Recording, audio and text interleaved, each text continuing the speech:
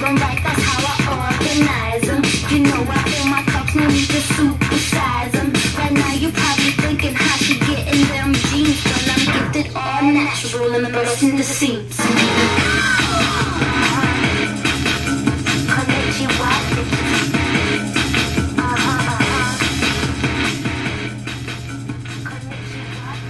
Hey there, Clicks fans. Welcome to episode 13 of Dial H For Heroclix. I'm your host, Hunter Smith. I have the usual crew with me, the always special Drew Alderson, and emphasis on special. I guess we'll let Austin Smith back on the podcast. I don't. Better let my ass back on here. Austin, did you recognize our intro song today? I can't remember what it was from. You don't remember what that's from? We just watched it a couple weeks ago. R.I.P.D.? Yeah, it's from R.I.P.D. Good underrated movie, by the way, guys. If you haven't seen it, just go into it with no just don't bring anything into it. We're going to be discussing Thor: The Dark World, the countertop display that came out this week. We're going to be going over news and spoilers and our dial design contest and giving the assignment for October's best build contest as well. First, we're going to start with a little what we played, though. We just got back from the dugout where we did 600 points, Silver Age, all figures must have the cosmic keyword, and relics and resources are allowed, team bases and colossals are not, because I knew if I allowed colossals, it would just be Galactus and his heralds. I was just going to play Galactus with the gauntlet. So, I made it figures only, no colossals, no team bases. Drew, how'd you do, buddy? Went 1 and 2. So, not a great week. I mean, I didn't expect it, going in that I'd do great. But I had fun, as is, good times. What were you running? I was running Thanos from Infinity Challenge, the very first set. Guy gets a 15 printed damage value. The OG. He's the original attack, yeah. HeroClix gangster. He's the man. He does hold up decently well for somebody from a lot of people take him and repaint him and use that for their stone golem. Yeah, it's not. Oh, I wonder how much he is. How much was he when you bought him? Like $6. That's a little too much for me to buy. I'm sure that one of the rankings of him is probably pretty cheap. I might do that for our stone golems. Sorry to interrupt. Go ahead. Oh, but yeah, he's pretty good. I played Moondragon from the Guardians of the Galaxy one. Clobber in Time. I like the old school version. Yeah. Let me see if it's the one that I think. No, okay, you're playing the Clobber in Time. Yeah. I don't have that one. She looks pretty good. She holds up decently. I mean, 10 range mind control. That's why I played her. 10 range, give her a hammer. Which brings me to my next piece. Case, I forget. I think he's like Case Ruler Dominator or something. Oh, from Anniversary set. Yeah, Ruling Case Dominator. He gives everyone with 8 squares within 8 squares and Cosmic Keyword 2 range. Nice. So she would have a 12 range mind control with running shot. So, pretty good. And you had a 100-point Dark Phoenix too. Right? 100-point Dark Phoenix, who is a beast. A lot of people, including myself, were running 100. I think I saw probably like 8 of those Dark Phoenixes today. She's really good, man, and she has those 3-point options, so she can fit her on your team pretty easily. Playing Rick Jones. I think I saw like 8 Rick Joneses today. 281-330-8004. Hit Rick Jones up on the low because he'll change into Jezebel. And then you'll hit your 6 every time with those perfs, and Thanos will do 5 damage, and you'll be like, yeah! It's just magic, baby. I got an 18 attack. I don't need to roll these dice. I played a 100-point Dark Phoenix, of course, and I've been wanting to play Annihilus forever. I freaking love Annihilus in comics, and the Secret Invasion one is pretty good. Yeah, and I thought about playing him with the Gauntlet, and instead I ended up giving the Gauntlet to Maelstrom. I used Annihilus, who I was very happy with after today. I mean, he performed very well today. You want to keep him towards the top, few clicks. So you want to keep him away from the fray, but with 10 range, it's not hard to do. Yeah. So I'd keep him in the background lining up Psychic Blast shots because he has running shot. And then once somebody finally does get him, every time I would get hit, I'd get hit for 2 or 3 or 4. And it was always onto Pulse Wave, which if you hit him onto the right click, he has running shot Pulse Wave with 12 attacks. So he was doing pretty well as my secondary attacker. I had Maelstrom with the gauntlet, and Dude, of Maelstrom course, with the gauntlet's ridiculous. my idea was to keep him alive and kind of in the background. I just used him. I kept him at max range the whole time, and he's another piece that I've had for a long time. I love Inclix, and I've been wanting to play. I didn't really. I don't want to play him on Inhumans because even though he's an Inhuman, he's a bad guy, and he's never with the family. Like he's. I mean, I don't know if anybody's read Maelstrom, but he's just sick MF. He's really cool and really evil, but this was a good time to try him out, and he was awesome. I would keep him at max range and just sit and spin in the gauntlet. I would end cap with his 10 range triple bolt end cap a lot. Damn. Really? And then I had to sit out the first round because we had an odd number of people and I'm the judge, so I always volunteered to take the first round bye. And in my second game, I played against a very good, pretty balanced team that had the Adam Warlock that can outwit Power Cosmic, which he has Psychic Blast. He was playing another figure that had Psychic Blast, and 2 Corvuses. God, I was talking about I would like to run like 8 of those Corvuses with the Book of the Skulls when the full thing's done, just for the fun. And it ended up at the end of the game, it was just my Maelstrom against his entire team, but I had got Maelstrom somewhat close to the end of the gauntlet, so he moved up on me. I ran away on purpose to try to spin the gauntlet up, and I did, and I got it. He hit him onto Maelstrom's very last click, which is a 19 impervious.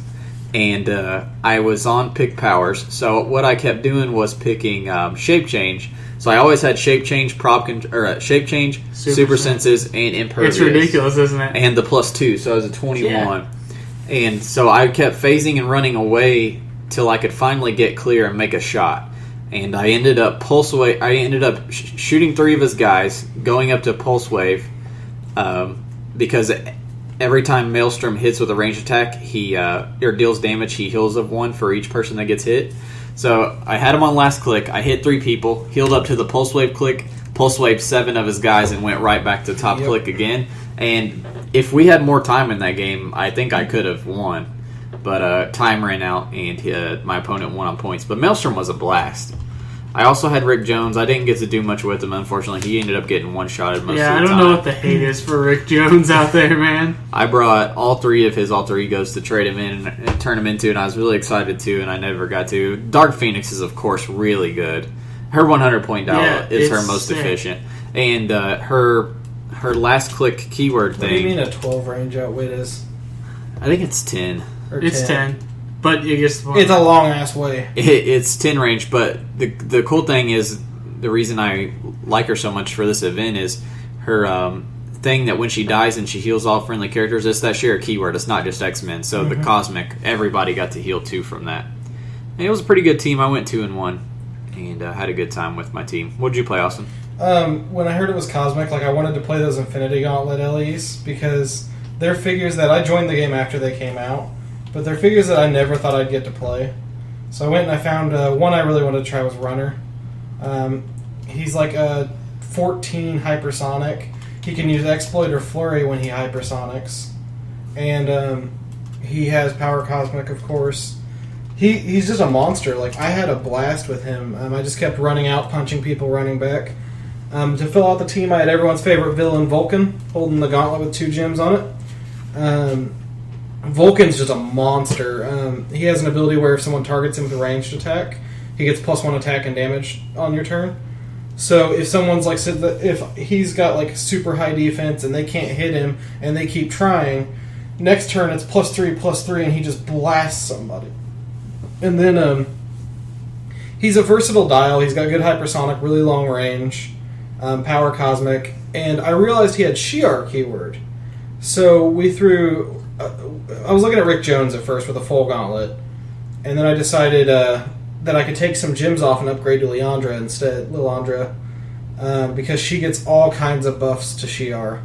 And she can pull tokens off of him, and with the gauntlet, you want to try to pull tokens off so you can keep spinning it faster and faster. I love Lilandra so much. Oh my gosh, that figure, I can't stress how stupid good that figure is with the right teams.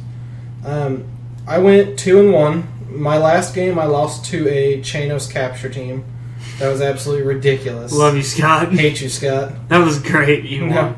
Scott was running a Chanos, the Captain Marvel with Capture on his first click, and Rick Jones. He would use Thanos' power to pull everyone over to him, and he would capture with Captain Marvel. And so, like, first turn, he pulled Vulcan over, and I had super senses from the gym I had showing. Or not first turn, but he passed turn, then it was... he pulled me over, he captured Vulcan, or he missed Vulcan because of super senses. So Vulcan had a chance to punch and failed. I tried to break away with Runner, and he failed because I had a 50-50 shot because Thanos has plasticity, of course. And it was just a mess. And then so he captured the other two, and it was over. But my first two games were cool because it was... I got to use them to their full strengths. Lalandra's great because you can give her a power action to pull Shi'ar to her. So what I would do is I would set her up somewhere where she couldn't be targeted, like on a ledge, behind a ledge of elevated. Yeah. And then he would have Power Gem showing to give him Ranged Combat Expert. I would power action her, pull him next to her, and then Ranged Combat Expert with a freaking like 11-5 or something like that from him. Or if I'm farther down Gauntlet, it got way up there. And it was a fun team. It's one of those teams that I'd like to play again some other time. So I was really happy with it. Yeah, I would definitely... a long time from now, I'm going to bust out Maelstrom with the Gauntlet again because it was fun. Yeah, like I think if I had more time, I could have taken down literally his entire 600-point team just with Maelstrom with the full Gauntlet. He's hard to Gauntlet. I mean, I definitely was found a a lot of blast. pieces with this event, that I'm going to play again. That Thanos is so fun. Like, you give him belt even, and he's ridiculous. So, it's just like... Yeah, there were a lot of pieces I've never seen before today. There was a lot of fun stuff. I mean, like, you had the usual teams that a lot of people played. Harry broke out that Malekith from the new Thor set. That thing's a monster. We'll get to him. We're going to be talking about that in the main man. set. He's not bad. Wednesday, I played at Game Preserve, and we did a Bizarro event where you play your dials backwards from last click to first click, and it was a blast. I initially wanted to play Maelstrom in that, but Phil made it Modern Age, so I couldn't play Maelstrom. But I did play, since it was Bizarro, I had to bust out All-Star Bizarro. Yeah, dude. And I've been wanting to play this guy for a long time. I've had him forever. And I played a He Mole has Man. monster keyword. Yeah, he doesn't has monster. And Mole Man has the mind control full dial. So I played him. And he also has willpower on his last click, which is something he doesn't have at the top dial. So he doesn't have outwit, but he has willpower, so he's getting a mind control more often. And since Bizarro doesn't have willpower himself, I threw on Alfred so that I could heal Bizarro up after he would get hurt, because Alfred has his support on his last click as well, and he has shape change. Yep. So basically, that was my little squad for helping Bizarro out. It was no resources, so I couldn't put anything else in the game to help him out. It was special objects though, and I ended up using let me see which kryptonite it was. The X kryptonite, I think. Yeah, X Kryptonite, because characters within 4 that are 75 points or less can use the flight ability. Yep. So I used it at the beginning so that Alfred and Mole Man and Madam Web, who I ended up using as well, just because I had like 30 points left and she's a really good figure. Yeah, she is. So that they could fly at the beginning of the turn and move my team up a lot easier. But I also played Mr. Heimdall, who Austin was going to play, but Austin didn't end up playing. Oh man, I'm so sad. I loved my team. So Heimdall's last click is a 19 impervious with perplex, and I'm missing somebody else. Oh, Spidey 2099. That was the other one I thought about playing too, but then I came up with the Chanos team. The goal of the team was it's largely based around Bizarro. And I brought maps with me that are very enclosed maps, like Bizarro ones World? with a lot of... No, Bizarro World's like wide open. Yeah. I played maps that had a lot of rooms and were indoors. And what I would do is kind of set up my little All-Star Bizarro station of the medic and the prob and everything. And then I would set Heimdall up at a certain position to keep them from retaliating. So I would send Bizarro out to do his hypersonic thing. He'd run back to the pit crew, and then Heimdall would be sitting there blocking people from coming in because of his trait. And then when and I would have Spidey lined up, like basically watching down the corridors, ready to snipe anybody who's stupid enough to come down the corridor after Bizarro. Did anybody come down the corridor? Oh yeah. And then when they would rush in, I would use Heimdall to charge him, because Heimdall still has charge with an 11 attack 4 damage. Yeah, he's kind of ridiculous. So it ended up being a really good team. Played Scott first, who had a very similar team. He had Bizarro as well. He had a TK for Bizarro, and I can't remember who else he had. He had a pretty solid team, though. Oh, he had Cap from the Anniversary set, the one that's jumping over the piece or whatever, because on his bottom dial he has an 18 defend. That's pretty Oh good. yeah, I forgot about Yeah, that. so he has a really good last click. So that was a good piece for this format. And Scott and I had a pretty close game. My last round was the most fun round I had, though, because I was going up against Omega Batman, Cosmic Cube Red Skull, and who else did he have? Black King, who a lot of people were running, the new Wolverine one, because he's so good, late dial. And there was one other. He had an Alfred as well. And he had, I can't remember who the other figure was. Brewster? Yeah. So basically, I noticed right out the gate, only one of his figures had move and attack, and I had my hypersonic bone crushing Bizarro. So I was like, I'm gonna smack Black King, who was only one who had move and attack, and I knew Black King's dial because I had just played him the round before because TJ was playing him. I knew if I hit him one time, he would lose it, and he just gets sidestepped. Yep. Yeah. So I was like, I hit him, and then from here on out, I'm going to be out-actioning the shit out of him. Yeah. Because I have move and attack, and he doesn't, and I have Heimdall slowing him down even more.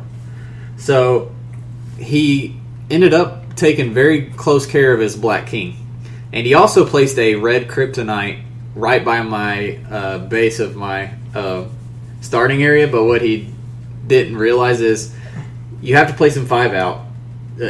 All special objects must be 5 squares or more from the starting area. So at the very beginning, the very first move I took was Heimdall charged and broke the kryptonite. So I was like, I'm not messing with that thing. I've already had it ruin me before in a previous game. So I got rid of that and didn't have to deal with that for the rest of the game because it's just a light object. And I picked up my own kryptonite at one point with Bizarro and smacked somebody in the face with it. But I ended up having to go after Omega Batman at first, and he was my only option. And I didn't realize his trait was after actions resolve, you get to place Omega Batman. I don't know if you guys are familiar with Omega Batman. After actions resolved that he was targeted with an attack, if he has no tokens when he gets attacked, he can be placed anywhere next to the target. So once I moved my Bizarro back to my guys, he got to place Omega Batman like right in the thick of things. Yeah. And not only that, but that Omega Batman hit 4 Imperviouses in a row at the very beginning of the game, so I couldn't damage him. So he ended up getting in like some big strikes. He basically had Spider-Man dead, or he may have killed. He did kill Spider-Man. Even stop click and all, he like tore through Spider-Man, and I was like, "Shit, I'm gonna lose this." I really thought I was gonna lose because I could not get past Impervious. What I ended up doing, even though it felt like a bullcrap move, I ended up running away for a minute, getting Heimdall set up in a good position to keep his guys out for a minute, cleared everybody, healed Bizarro back up, and I was like, okay, let's start with the original plan, out-action him. He doesn't have move and attack. We just got to bust Red King or Black King one time to take him off of move and attack, and then we're going to be golden. That's what I did. I moved up. I was like, screw Omega Batman. Motherfreaker hits Impervious every time. Now I can finally get a hit on Black King. I hit Black King, he lost move and attack, and from there on out I did my original game plan of kept out-actioning him and just healing up Bizarro every turn, and I ended up winning, but it was pretty close. I should have lost it. I really wanted to play my team because I had that Chanos, because on his back dial he takes 0 damage from range. Yep. Ran Heimdall because he's broken on his last click and he has a good perplex, and he stops people from getting in on Thanos to melee.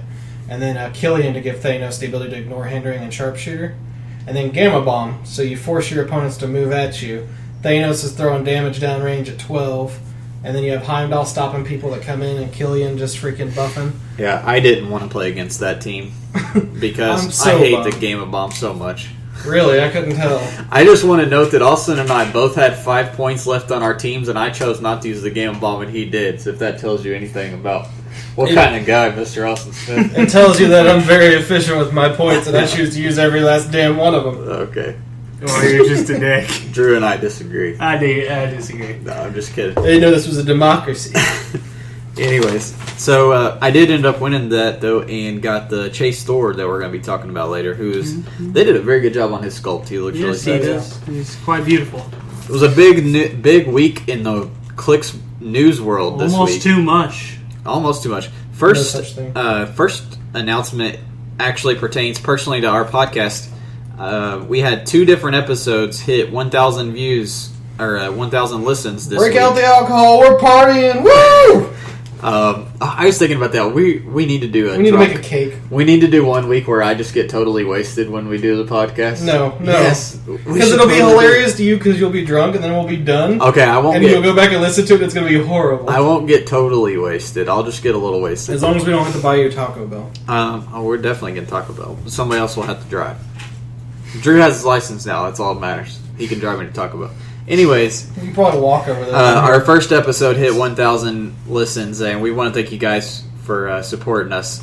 And that's just on Podbean. I don't even know how many we get off of iTunes. I don't even get seriously, those numbers, so they're probably even higher than that. But thanks you guys for listening. And if there's back episodes that you guys haven't listened to yet, throw them on your phone or your iPod, and when you get time or and enjoy our sexy voices. working on cleaning around the house or something, you got some extra time to listen, check out some of our older stuff too. Anyways, we did get first announcement: Shatterstar has been added to the watch list. Really glad that happened. Good news. He's another one of those pieces, though. I'm curious to see If prep time gets nerfed, he won't be as bad. and also Batmite. Yeah. Because the big problem is him plus Batmite. I'm curious. I mean, of course, he has other really good combos, but I'm curious to see how good he really is after they make changes to prep time and Batmite. Yeah. Anyway, but anyways, he's been added to the watch list. Still, I'm definitely happy that happened because anything that can move full map needs to be evaluated. So, good news there. They also did an update on the watch list and let us know that they've been discussing it extensively, and that some changes are probably coming down the pipeline to some of the stuff, which is cool. Basically, it says we are currently narrowing down the options we plan to use for erratas. This process will lead into a series of additional playtest cycles, with each team testing at least one of the watch list items with the proposed changes. So that tells you right there that they've already thought up some changes for these pieces, like potential changes. This process itself takes time, and there will need to be some time to analyze the results and formalize the changes. You can be sure that we'll be back here when that stage is complete. So that's good. I mean, that's encouraging. That makes me really happy to hear. And if by chance WizKids is listening in some way, thank you guys for actually sitting down and doing this. WizKids doesn't listen to us. Our first episode was a gigantic rant against WizKids. Instantly, we made the WizKids blacklist around the office. I sincerely doubt they listen to us. Anyways, I was extremely happy that we got some Lord of the Rings spoilers, boys. Lord of the The ones we Rings! got are awesome, too. And yeah, I was gonna say, not only that, they're pretty sick. Smeagol and Gollum I didn't notice. The way they should have done them. Are they primes? No, they're not primes. It's just 2 commons. So Smeagol he has an epic action. Good Smeagol always helps. Give him an epic action. Choose a keyword possessed by an opposing character. Smeagol can outwit once for each 200 points of the game's build total, but only to target the chosen keyword. But then he has the morph ability, and he morphs into Gollum. Another cool thing about Smeagol, real quick, before I go to Gollum, he has a damage power.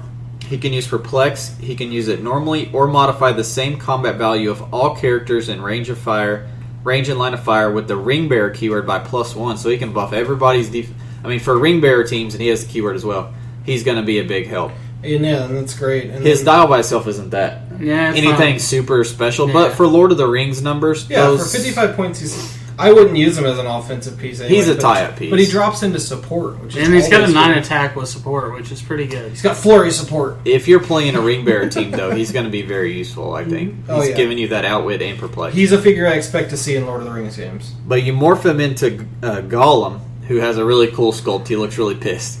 His epic action, soft and quick as shadows. Give him an epic action and Golem and up to one character per 100 points of the game's build can use stealth until the beginning of your next turn. Pretty useful. That's pretty that's a good. Mr. straightforward Underhale's still better, but that's pretty good. Attack power that he gets later is poison, and when he does, characters with Ring Bearer or Fellowship are dealt 2 instead of 1. That's going to be useful. Really good. Oh yeah. A, because there's a lot of Ring Bearer and Fellowship keywords, and 2, because a lot of Lord of the Rings doesn't have dampeners over toughness. Like most of them just have Now, toughness. see, what I really like about these two guys, though, one's an Outwit piece and one's a Perplex piece. They have a really good and easy to trigger morph, which is just a move or close combat action, and you swap them back and forth as you need them, and that's great for 55 points. And it's no pushing, Morph Yeah. doesn't push either, and neither one of these guys have willpower. Like I said, they're both good tie-up. This Golem also has regular Outwit, so Outwit plus the poison with potential 2 poison and tie-up. I mean, they're 55 points. They're worth their points, and they're going to be fun to play, too. Definitely.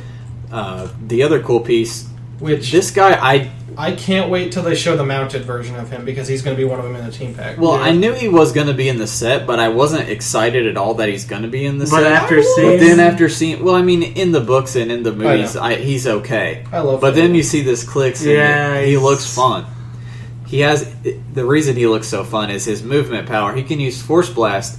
He can use it as if he occupied any square within 6 squares and line of fire. Which is retarded. Yeah, I was talking, get him up on the top of the mountain map where you both start on one and you climb the steps to the top of the mountain, and then just have your guys fighting and you're just like force blasting bitches off the sides of the mountain. It'd be so awesome.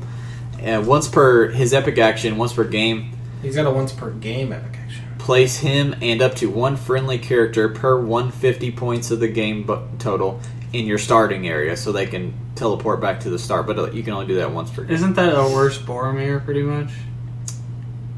Yeah, pretty much. Well, I think what it's used for is more so he's a Horde token supporter.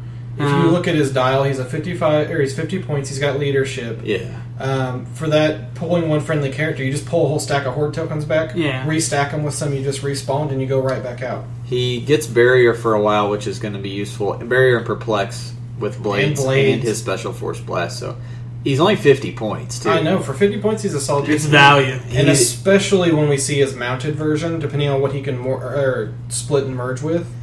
I think you're definitely right, though, that he's going to be really good with Horde tokens for sure. Yeah. I cannot wait for Lord Which of the Rings. I like. I'm very happy. Like, I want to see more Horde tokens supporting characters. Only a couple weeks left. Hunter, you know what I can't wait for? Mage Knight? Yeah. I know. I'm pretty excited about Mage Knight too. They come out the same week. They do? What? Yeah. No, they don't. Yeah, Arkham. Why does WizKids hate No. us? Arkham comes out like the 23rd, and then Mage Knight and Lord of the Rings both come out on the 30th. That's... Well, we need to have a talk with unless they get delayed, of course. Which they might. There was, speaking of Arkham, there was another spoiler. It's Copperhead, wild card, 115 points. The assassin trait, just like the other two. She's a pretty melee. She's 115 points. She's a little expensive, I guess, for a melee piece with no willpower. I think she is. But she has a pretty good dial. Oh, yeah. She has charge and exploit for 2 clicks with a special attack power. Poison. Give Copperhead a power action and choose an adjacent opposing character. Deal the character 1 penetrating damage and give it a poison token if it doesn't already have one. Even if this power is lost, characters with a poison token modify their attack and damage -1 and can be given a power action to remove the token. That's pretty useful. Yeah. I mean, she can't use it with charge, but still. And she gets some sidestep with it, though. I'm just wondering, though, how often would I do that as opposed to exploiting for 3 or 2 damage? Oh, it is a power action. To do that, Although she does pick it up again late dial, where she's not as powerful, I would definitely use it late dial. Yeah, with sidestep. And she's got super senses. Yeah, basically sidestep, penetrating poison with that, plus, make it harder for them to hit you. Yep. She's not bad. At 115, I think she's a little expensive. I like her having calculator, of course. She's got really good keywords. A lot of exploit. And that special penetrating power, so she can get through dampeners, but not bad. Gotham City Underworld, you can carry her, too. Yeah, true. And she has the keyword as well. Yeah. So not a bad piece. Death's Head freaking got spoiled. God, yeah, he did. I'm surprised they spoiled him at all. And his sculpt, first of all... Did you notice they wrote on his card that he's the winner of the fan vote? Yeah, they do. bottom right. So all the cards for the winners now are going to start saying. Oh, that's cool. I hope they do it for the ones that world champions make too. Death's Head is has improved targeting characters. So I still don't know how I feel about that power. It's really... It's kind of ridiculous. as long as they don't put it everywhere, I don't have a problem. I don't know, man. That's just, it's a bit... I've much. already seen it way too much. Like, some of these store pieces already have it. Oh, they do? Yeah. He's 177 points, which is expensive, but he's a badass character. He needs to be expensive. He has Endom. He has... 8 range. 8 range. Top dial, he has some Psychic Blast and some Exploit. But mid dial, he picks up a special power called Side Job. And this is a very good power. Oh, yeah. Each time Death's Head hits with an attack and actions resolve, you may deal 1 unavoidable damage to another friendly character within 3 squares. If you do, Death's Head may be given 1 action as a free action, but can't attack any character he already attacked this turn. And he has Exploit weakness when he does that. See, and given the fact that it says each at the beginning like that, you could be given that as many times as you want. So if you want to keep hitting allies to keep blasting enemies, there was a big discussion about it on the forums.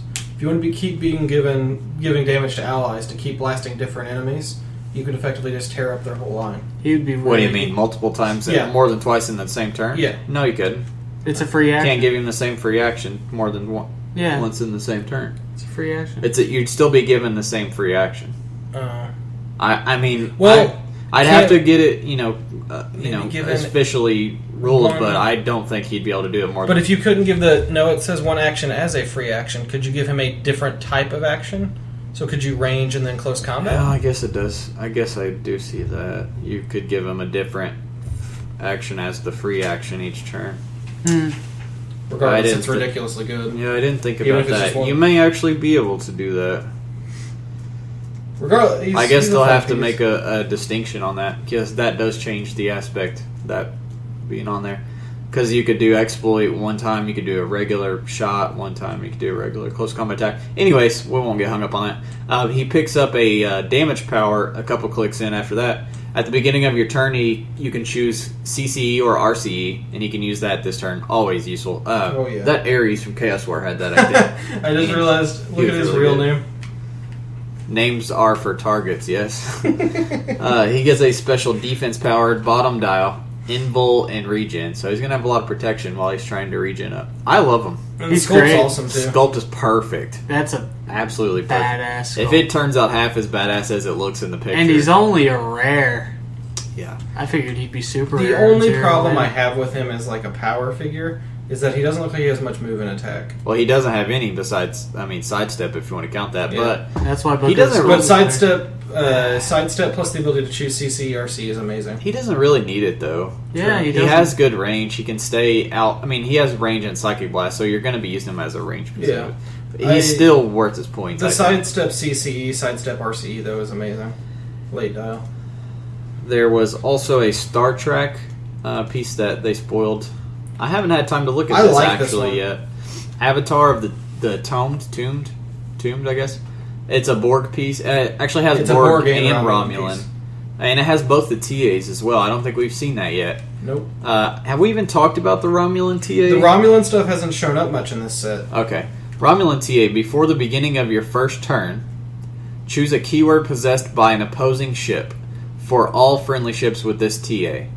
Damage dealt by ships using this TA to ships with that keyword can't be reduced to less than 1. Damn. That's ridiculous. Uncopyable, of course. And in this set, there's so many good dampeners and stuff. Like That's basically Justice League Silver, except better. Yeah, seriously. I like it. It's good. He has a special trait, posing ships within 4 squares of Avatar of Tombed, and marked with an assimilation token can't be healed. Whoa. and there's a lot of support in this Not set. Yeah, I either. noticed. Psychic Blast with 7 range, and then bottom dial, he's all Pulse Wave and Perplex and Willpower. Pretty good piece. Yeah. Both of those TAs, he's got 2 of the best TAs, I man. know, man. That's ridiculous. Sculpt looks pretty cool too. He's 125 Oh points. yeah, so- because Borg, if they're healed, they can remove assimilation tokens. Right. So since he keeps them from healing, they can't. Oh, that's awesome. Basically, they can't take their tokens off. Yeah, I like him. There was something. Oh, we had some pictures that people had posted for Avengers vs. X-Men. I know you guys obviously can't see them as we're talking about them. So what I'm going to do is link those in the podcast notes. So if you guys wanted to see them, there's a picture of the resource dial. Doesn't look too bad. Looks okay. It's got baby phoenixes. Yeah, it's got little baby phoenixes and like one big mama phoenix in the back. There's a picture of the X-Men starter set. Which we've only seen the Avengers one because they only showed the Avengers one in the announcement. The Magic looks sick. I know, that's what I was thinking. The Max isn't bad either. The Magneto looks fancy as hell. He's just like... The one we were going to talk about. Gosh. None of us like how Phoenix Buster Iron Man looks. I said he looks like a cheap Japanese knockoff of a Transformer. I feel like I want to just kick stuff around this room in anger right now because I was really looking forward to this. He looks like basically some robot. He looks like a McDonald's toy. He looks like a robot that Plankton would be able to try to steal a Krabby Patty. Yeah. Seriously, I hope this is not the final design. It's on a peanut base, mind you. This thing's huge. This is obviously giant size. So many people are going to knock this over.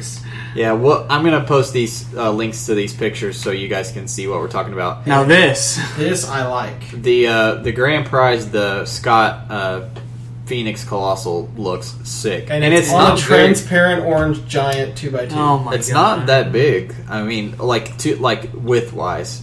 Yeah. Like, it's only a 2x2. But it's beautiful, man. We also had 2 more Mandarin rings spoiled. Yeah. Oh, did you guys already talk about the other 2? Austin, you want to talk about them? There weren't any last week. We didn't get them. So then there's 4 rings. Yeah, there's 4 rings. Oh, well, go ahead and talk about these. Okay, so the rings, all of them are going to be relics 4 to 6, at least from what we've seen so far out of these 4. When this character, the first one, which goes on the left thumb, is White Light. When this character hits a single opposing character with a ranged combat attack, until your next turn, modify the target's attack value -2 and its damage value -1.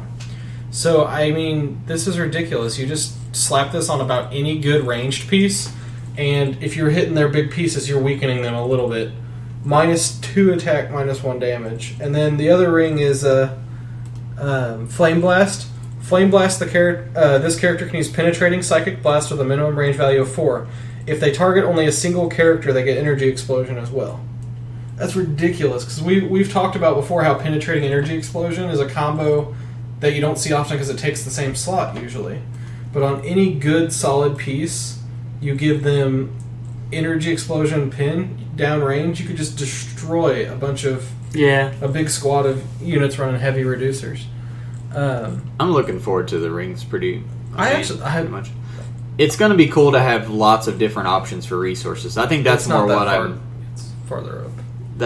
I think that's more what I'm looking forward to than the actual set, is the fact we're going to have book, belt, gauntlet, Mandarin rings, and Phoenix, and whatever else comes out. Like, it's going to be cool and different to have so many different options for your resource and styles. See, we had talked before about that Mandarin, and I said I don't know how good he'll be. We're going to have to see the rings first. Yeah. And after seeing these rings, I can say that Mandarin's actually amazing, because the ability to start with any 2 of these you want straight out is pretty amazing. Gosh, I know they're in here somewhere. The only thing that's gonna really suck is the fact that they're not giving you very many in the OP kit. Like, they're only giving you like 2 stands to give out, basically. Really? Yeah.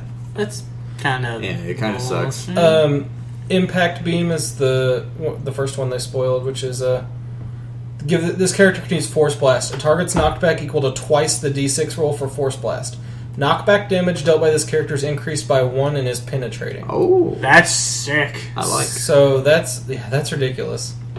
And then Vortex Beam is this character can use Telekinesis and Flight. See, I like Vortex Beam because that turns anyone into an amazing taxi/TK right out the gate. And these are so versatile. Like, you could throw any selection of these on the Mandarin, any 2, and you completely change what the piece is. That's, it's a relic 4 to 6, and I hate playing relics because I never hit the 4 roll to to pick 6, it up. I'm willing to take. But it's a risk. 50-50 for 8 points that grants TK. I mean, you could throw that on any cheap little 20-point generic guy and turn him into a TK piece all of a sudden. So that could be a useful relic for constructed, like for friendly constructed tournaments and stuff.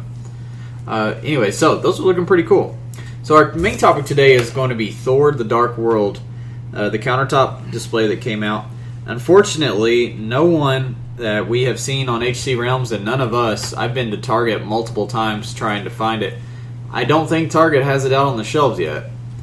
And so far, nobody on the announcement thread on HC Realms has got a hold of these pieces either. Eric handles most of the boxes that come through Target, and he's been trying to give me a heads up, and he said he hasn't seen anything. So what we're going to do is just be talking about the main set. The main ones that you'll be able to pick up at your local comic book store or game store, and the starter set also, which I haven't actually gotten my hands on yet, but I've been looking at the dials. First off, we have, of course, a common Thor. Who? Never heard of this guy. 200 points. Asgardian armor for a trait. Once per game, when he would be dealt damage, you may instead give him an action token. If you do, he ignores that damage. Ooh. So he has the Blue Beetle effect. He has he has the. He also has willpower too. So when you do, he has Indom. So when you do that, he's not going to have to take the pushing that Blue Beetle does have to take. Imperv top 3 clicks with running shot and leadership, and a special attack power. This is really cool too. Mighty Mjolnir. Give Thor a power action and make a ranged combat. Now, right off the gate, right from the beginning, you can't running shot and do this because of the fact that this is give a power action, and so is running shot. But give Thor a power action and make a ranged combat attack. This attack generates knockback, but this knockback path is not stopped by walls or squares of blocking terrain. Instead, destroy that terrain, and knockback damage from this attack equals 1 damage, plus 1 for each wall or squares of blocking terrain the character moved through. So it's like our knockback. I was about to event. say, so now we have official wording on how we should word that stuff. So it knocks you back, and that's pretty much how we worded it. It knocks you back through multiple walls. Really cool. Basically, he's tossing Mjolnir at your face. And he has 8 range as well. Yep. No TA, but not a bad piece. It looks fun for sure. It's a common 001, and it's an amazing one. You're definitely going to want to play him at least once, just so you can try to get that Mjolnir chuck off one time and knock people through walls. So I was pretty happy with him. As far as playability, he does a very long dial for modern clicks. He has a 10 click dial for 200 points. Not bad. He has good powers, and he has a lot of movement attack. There's only 2 clicks that don't have movement attack. He picks up late dial charge and super strength, and then later some defense. CCE. Yeah, his numbers are low on his defense, but he has dampeners pretty much full dial, which is good.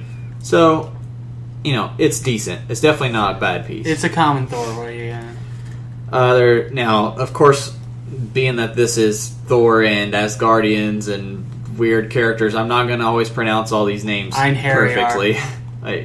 I'll let Drew handle that one. Einherjar. I've played a lot of Valkyrie Profile. It's your basic, generic Asgardian warrior guy. Top dial charge and invul with a damage ability called Shield Wall. When he's adjacent to a friendly character, also with the same name, modify both their defense values by +1 if not already modified by this effect. So it's cool that you get the +1 on both, but it says if not already modified, so you can't stack it with multiple ones. Yeah, I was kind of sad about that, because if it was, it wouldn't even be broken, really. But then you could have, a really cool, line of them, and they're all buffing you. The ones in the middle would be really good, and the ones on the end, a real shield wall would be. Yeah, I definitely wish you could do 3 of these guys and just make a big 3, the movie 300, shield shield wall of guys tying up people. But he's not too bad of a piece. He gets he's a 50-point blades. He gets a random piece of random click of blades, a random click of flurry. Late dial, he picks up willpower. He's not bad, but he's nothing special. I agree. The next one is Dark Elf Soldier, who has 2 options for dials, 50 points on both of them. These guys are monsters. They're pretty cool. The A dial has a special trait. When Dark Elf Soldier would be dealt pushing damage, roll a d6. On a result of 4 to 6, ignore the pushing damage. So it has 50-50 chance to get willpower. Yep. It has a special attack ability, which looks really fun. Micro Black Hole Burst. Dark Elf Soldier can use Incap. The attack has an AoE including all opposing characters adjacent to the target, in addition to the normal effects of the incap. All hit characters have their speed values until your next turn. So, pretty good. Yeah, I mean, like, you throw a token at all of them, and since it's in cap, technically you could do if they have 2 tokens, you can deal 1 unavoidable damage to all of them. Yeah, so, I mean, and like, slow them down. Yeah, and you're slowing the team down, you're dealing damage to all of them. Yeah, the halving speed was just icing on the cake. I thought the first part was damn good alone. He has 3 clicks of sidestep. He has a little bit of enhancement as well. Which And- enhancement on minions is always good. Yeah, for sure. His second dial is more tie-up oriented. He has Invul top click for a 50-point piece and a 3 damage, but he has no other powers.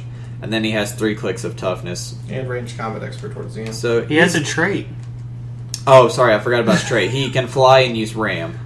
When he uses ram, his movement may be made up of 2 direct lines, which is really cool. So basically, usually when you use ram, you have to move only in a single horizontal or vertical or diagonal direction. So he can basically do 2 flight paths. So basically, he's going to be able to ram however you want him to ram. That's really cool, especially with a 10 and a 3. Oh yeah. And a 9 movement. So I love these guys. I'd like to pretty pick great. up a bunch of these guys.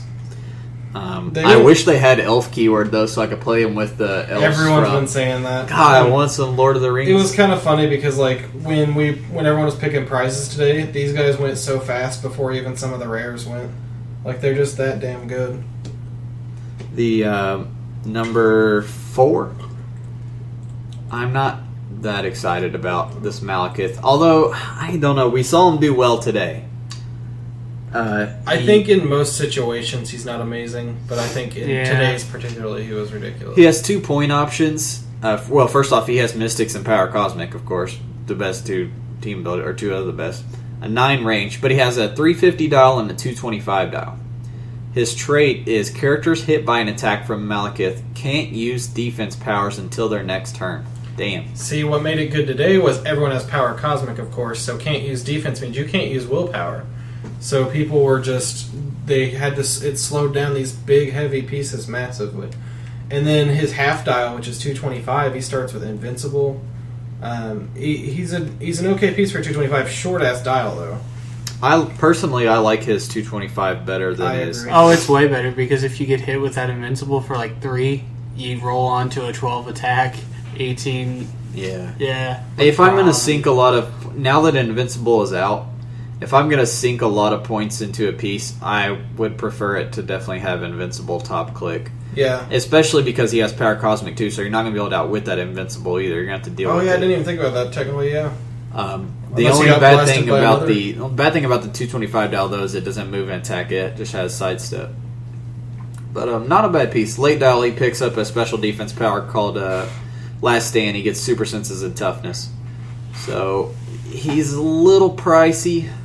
But he's good. But that trade, if you can make the most of it, it's pretty There's damn a few useful. targets you can use it on. Like, I feel like he's the kind of piece where you get that first shot in on somebody, especially with Precision Strike when he gets down to it, for that 1 click. Like, if someone hits you for 4 on the top dial, or 5, or 4 or 3, and it halves... Well, let's see, 5 would half, you'd lose 3, yeah. 4 or 5 would knock him straight onto Precision No, Strike. with Invincible, if you get it for 5, you can choose to take 2. Because remember, it lets you round down when other things don't. So 4 or 5, which is an average hit, would knock him straight on Precision Strike. And you have Running Shot Precision Strike right there. Yeah. You hit their big piece, you get rid of their defensive powers, and your whole team just focus fires them. You know what would be awesome? Because it says hit and not deal damage, if you could somehow get lucky enough to have him pick up the Doc Ock arms and shoot 4 people and hit them all. Or you could give him Just energy wipe explosion out their from some entire... sort of ring. Yeah, that's true. Energy explosion, too. That'd be pretty sick. Some sort of ring. Some sort of ring. Just boom, your whole entire team's defense powers are gone. Sif's really cool, number 5. She's probably my favorite out of these, actually. Besides the chase, and the main reason I like the chase is, again, just because his trade is so sick. Or just because his sculpt is so sick. Sif has a special trait called Mistress of the Blade. She has blades when an adjacent friendly character with the Asgardian and Warrior keywords uses blades. The minimum result of that character's d6 roll is its printed damage value. That's pretty damn useful. Yeah. A, because a lot of Asgardians have blades, and B, because then there's absolutely no downside to rolling the blades. If you're always going to at least get your 2 or 3 damage out of it, then why not take the risk? And it's honestly what I'm happy about is like the Warriors 3 figures. I don't want to say they're bad, but usually they're not like great, really good pieces. And I feel like this Sif has a lot of good capabilities for her point cost, and she's really good at helping out like allies. She also has a cool defense power. It's Invul, and when she's adjacent to Thor, he can use Shape Change, but only on a 6. So helping out, and she has Empower as well. Empower is nothing to scoff at. She picks up a special damage power, none so sharp as Asgardian Steel. When Sif makes a close combat attack, she may... got tongue-tied there. She may target all adjacent opposing characters. If she does, then the damage dealt by the attack can be divided in any way among the successfully hit targets. So it's like bolts for melee. Provided that all damage dealt is divided among them. So basically you have to divide the damage. Oh. You don't have an option, is what it seems like to me. You know what I mean? Yeah. But she does a precision strike when she has that power. Which is pretty So good. she's hitting multiple people with precision Oh, wow. strike, and she has flurry. So basically she's flurrying, and it just says when she makes a close combat attack. So she can flurry and with each hit target multiple people and be getting the benefits of precision strike too. That's ridiculous. pretty awesome. She has decently high defense numbers too. She has she has 18, and then later she picks up reflexes with 16, so she gets 18 again. I like her. I mean, 100 points is a little pricey, but as far as the other pieces in this set, I feel like she's pretty dang playable. Yeah, I mean she's a short dial at 100 for 6 clicks. That's about average these days, though. Really? Yeah, 6, 7. I mean, clicks are getting shorter. Yeah, it's for sure. true. But I mean, like for her capabilities and everything, I think she's great. Like I would play her. Yeah, with Asgardian and Warrior pieces, she's going to be sick, especially with that trait, man. Number 6 is Tyr. Who? We know how much we love Tyr here. I love this tier. This guy's 200 points, but he has 8 clicks of badassery. A trait called Warbringer. At the beginning of your turn, all friendly characters within 100 points or less, and have both Asgardian and Warrior can use sidestep and get +1 damage values this turn. What? He has a special defense power top click, which is Invul. When he's targeted with a close combat attack, he gets +1 defense for each adjacent opposing character. So the more people that you have next to him, the higher his defense gets. Flurry, super strength, and empower for his top couple clicks. I would run him with a horde of those Asgardian warriors from Hammer of Thor in a heartbeat. I mean, those figures are already good. They have blades and all that stuff, but I mean, like, just all giving them sidestep on top of that and all that crap, just letting them tear it up. Oh yeah, and giving them all empower. +1 damage. Well, Empower wouldn't really help them with their blades, but He has attack of Quake, but when he does, his damage value becomes 3 and is locked instead of 2. And he has sidestep when he gets that as well. And then late dial, he gets some charge blades and empower. So He's pretty good. I like him. Again, he's a little pricey. For efficiency, the Fear Itself tier I feel is far superior. Yeah. That tier is far superior, but this guy is definitely going to be fun, especially on your Asgardian and Warrior teams. And like you said, he'd be a good Horde token piece as well. As far as playability, he's one of the more playable pieces out of the set. Number 7's not too shabby. It's a generic Marauder. He has a very good top dial, charge and exploit with 9, so he can move 5 and then exploit for 3 with the invul as well. Yeah. He has a very Skittles style. Yeah, I was about to say. Each click is just as different as the last, and there's one point where he has sidestep, blades, and a special damage power which hasn't been spoiled yet. So, and I haven't got my hands on one of these guys yet either, so I can say There we was does. one But today. I should have looked. they're not too bad. 75 points. They look a lot like a lot of the Lord of the Rings clicks. Yeah, for being a Skittles dial, I think it's one of those figures that, like, if I was running, I would want to know when to push him and on to what. Because there's a lot of weird stuff on there. At least his defense stays fairly consistent until his last click, of course. Next piece I like, Curse. 250 point power cosmic piece with 2 traits. One of them is Battle Fury. And if Curse enters play through the battlefield promotion ability, so that lets you know that he has a Should promotion. you read the other one first, the one that turns into him? Yeah. It's pretty cool. Yeah, we can do that. Let's read number 9 first, Algrim. Actually, I had thought about that earlier and I forgot. Battlefield promote trait. When he would take... And I like his Battlefield promote better than the anniversary ones. I agree. When Algrim would take 3 or more damage from an attack, you may replace him with Curse on his orange starting line. When Algrim would be KO'd, roll a d6 and add the amount of damage he has just taken. Not damage dealt to him, which sucks. It would be better if it was damage dealt, but the amount of damage he has just taken. On a result of 7 or more, replace him with Curse on his orange starting line instead. This guy is pretty cool. Yeah, he's a little expensive, 125 points, but he has charge and exploit top couple clicks, blades for like the whole mid dial. It's with his 2 different ways to promote it would kind of be a preference type thing. Yeah. I would rather wait till he dies and take my chances that way. Yeah. Because he has a pretty damn good dial already, if you look at it. The only problem I could see is if your opponent knew he was getting near his end and they blasted him for just yeah, enough definitely. kill. I mean, that's going to be the risk you run. But even then, Well, let's say they hit you let's say you're on second to last click and they have to hit you and make you take 2. You still only need to roll a 5 or 6, so you still have a decent chance of promoting. If you do promote into Curse, then this piece is worth his points and he's pretty good. Even if you don't, though, he's not too bad of a dial. Yeah. There's worse ways to spend 125 points. But the Curse dial is 250 points. If you play him starting him out, not promoting into him, he has top dial hypersonic, only a 7 though. But 7 hypersonic with a 12 attack, super strength, and 4 damage. So he'll hit for 6 with a heavy object, with Battle Fury as well. Like we said, if he enters play through Battlefield promotion, he is KO'd when he crosses the red KO line. When a countdown click is showing, he can't be moved, placed, targeted, or damaged. And at the end of your turn, turn this dial once to the right. So he's like the Weapon X or the Ice Cap.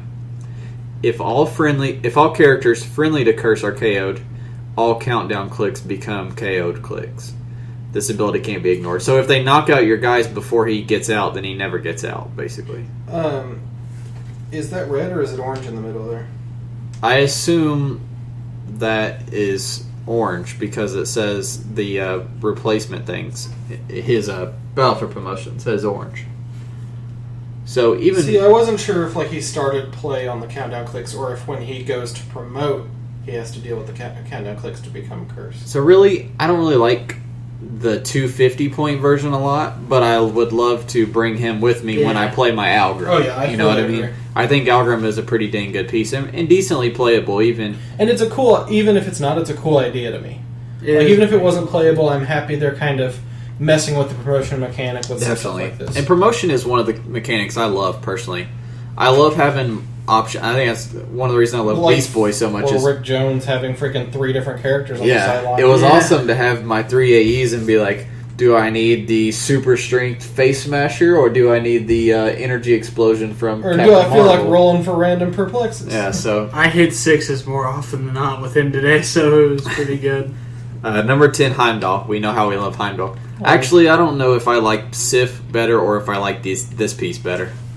Traded super senses, first of all. Jesus Christ. And a damage power. I see all things. He can use perp and prob as if he had a range of 8. When he does, he can use improved targeting, ignores hindering, and characters. Ooh, What? I like that. With 8 range. And how much does he want? He's 175 though. He's worth it, though. He has 7 clicks with Indom, charge and blades, and then that special perp and prob that can see through characters. Oh, wait, we haven't got to his attack power. That's ridiculous, dude. And then the second half of his dial, he gets a special attack power, TK. If an opposing character moved or was placed adjacent to Heimdall since your last turn, he can use TK as a free action, but only to place that opposing character. Oh my God. So you get a chance to move him away. You know what I would play him with? The Heimdall from Fear itself. I'd put them right next to each other. They'd get stopped moving in, and then when they finally do move up, you could free action TK them back away. Should make him keep. Oh If you my could God. somehow give them both stealth from something too. Mr. Underhill. Yeah, I like this guy a lot, man. He's fun. He's one of the more playable pieces. He has good keywords as Guardian and Warrior and Deity. I think he's definitely one of the more playable pieces and one that you could field at your local venue a few times and do well with. I'm pretty happy with the way he turned out. Number 11 is Fandral, who has the Warriors 3 keyword, the only one out of the comic book store version of these figures that has the Warriors 3. So we assume that the other Warriors 3 will be in the mass market exclusive. Which sucks. Which hopefully will finally come out. But yeah. Traded Warriors 3. Friendly characters with the keyword marked with 1 action token can use sidestep. That's pretty cool. That's an awesome version. That's already better because a lot of the other Warriors 3 traits we've seen in the past, they have to be within so many squares. This is just it doesn't specify. As long as they have 1 action token, they can use sidestep. This isn't a bad dial. It's a good 75-point, pretty efficient piece. Charge and perplex with a 17 plus reflexes and a special attack power. Blades, Claws, Fangs. Once per turn, if he uses it and the hit target takes less than 2 damage, another friendly character may immediately make a close combat attack targeting the same character as a free action. So you roll Blades, and shucks, I didn't roll that well. Well, at least my Heimdall gets to smack you in the face as well. Hell, you could smack somebody with Imperv with him just to get a free attack from a big exploiting character or something. Or is it attack or action? It's a... Oh my gosh, that's... You don't get an action. It's an attack, never mind. The second character just gets an attack, but yeah. Kind of almost want to roll, too. And then bottom dial, he gets Flurry, Willpower, and Exploit Weakness. So you got the option there of do you need the Flurry or do you need the Exploit? 75 points, so I mean... Yeah, 75 points is a good piece. Asgardian Warrior, Warriors 3. It'll be interesting to see what the other Warriors 3 traits end up being, because if they're both really good too, then the Warriors 3 will be a very fun team to run at your local venue. Freaking, who's the fat one? Volstagg. Volstagg better eat people. Number 12, Cronin Stoneman. I like this guy's style a lot, actually. He's awesome. He has the giant symbol, 6 clicks long. Top dial is Charge, 11 attack, super strength, and 3 damage battle fury. With giant reach, mind you, since he's a giant, and a 17 impervious. Then he gets 2 clicks of sidestepped and invincible. And then his bottom 3 clicks, his attack power gets even beefier. Charge and exploit with super strength with 11, and the next click of a 12. And then bottom dial, he gets close combat expert. Have you seen their sculpt yet? Yes. It's way too big for those boxes. Yes. Is it really? Yeah, it's the heaviest one. They're like that big. If you get these packs and it feels really heavy, it's actually not the Chase Thor, it's this guy. Chase Thor is the second heaviest one out of these guys. Yeah. These guys are pretty good for 100 points. They're cool too. Like I really like them. And Indom on 100 point with a good dial like that and giant. Sidestep and CCE is like always good, man. Yeah. So I felt like they were definitely one of the more playable pieces out of the set. I want to say, like, and as I said earlier, after starting with Iron Man 3, I feel like these movie sets have really, like, Dark Knight Rises had a lot of playable stuff. Oh yeah, definitely. But I mean, Lieutenant Gordon's like still top tier. Yeah. But like they're doing some really good general solid pieces out of these movie sets that I'm really liking. On to the starter set, and we'll do the chase last. Thor has a special movement ability. He can use charge. He can use it normally, or when he's given an action to use charge, if he moves in a direct line, he can use improved movement, ignores characters, and after actions resolve, each character occupying a square Thor moved through is dealt 1 damage, assigned an action token, and may be placed in a square adjacent to their current position. Damn. If you can get that power off, he's 175 points for that top dial. If you want that power, you're going to need to pay the 175 points. Yeah. If you start him at 100, he has running shot and a special attack power called God of Thunder. He can use Energy Explosion. When he's given a ranged combat action, you can lock his damage value. If you do, all hit characters are also given an action token. So you can use that with Energy Explosion. So if you have... So for basically, right you there, can't enhance or perplex it. Yeah, so if you already didn't have the option to do that anyway, it's like it's a shoe-in. Like, I would do that. Personally, I think that the cheaper dial is very good and the better of the options. Because he has 8 range, so as long as you keep him back, safe from harm, he's going to be wreaking havoc with that Energy Explosion plus tokens. But it is worth it's worth the extra 75 points off. If you even get that special movement off 1 time, that's so good. Yeah. What I would say with it is, like, If you don't, though, it's not worth the 75 points. What I would do is run him with some characters that could buff his speed in some way, or some object that can, because that puts his charge up to an 8. And what about the kinetic accelerometer bullshit? Oh, yeah. God, somebody's going to do that. Mark my words. Yeah. Barry's going to bust that out at a tournament. It's going to be that and this Thor, and he'll just charge full freaking map. I need to ban all those things from Dugout because there's so many stupid, ridiculous ones that shouldn't even I like the cauldron. It stops void. still be illegal.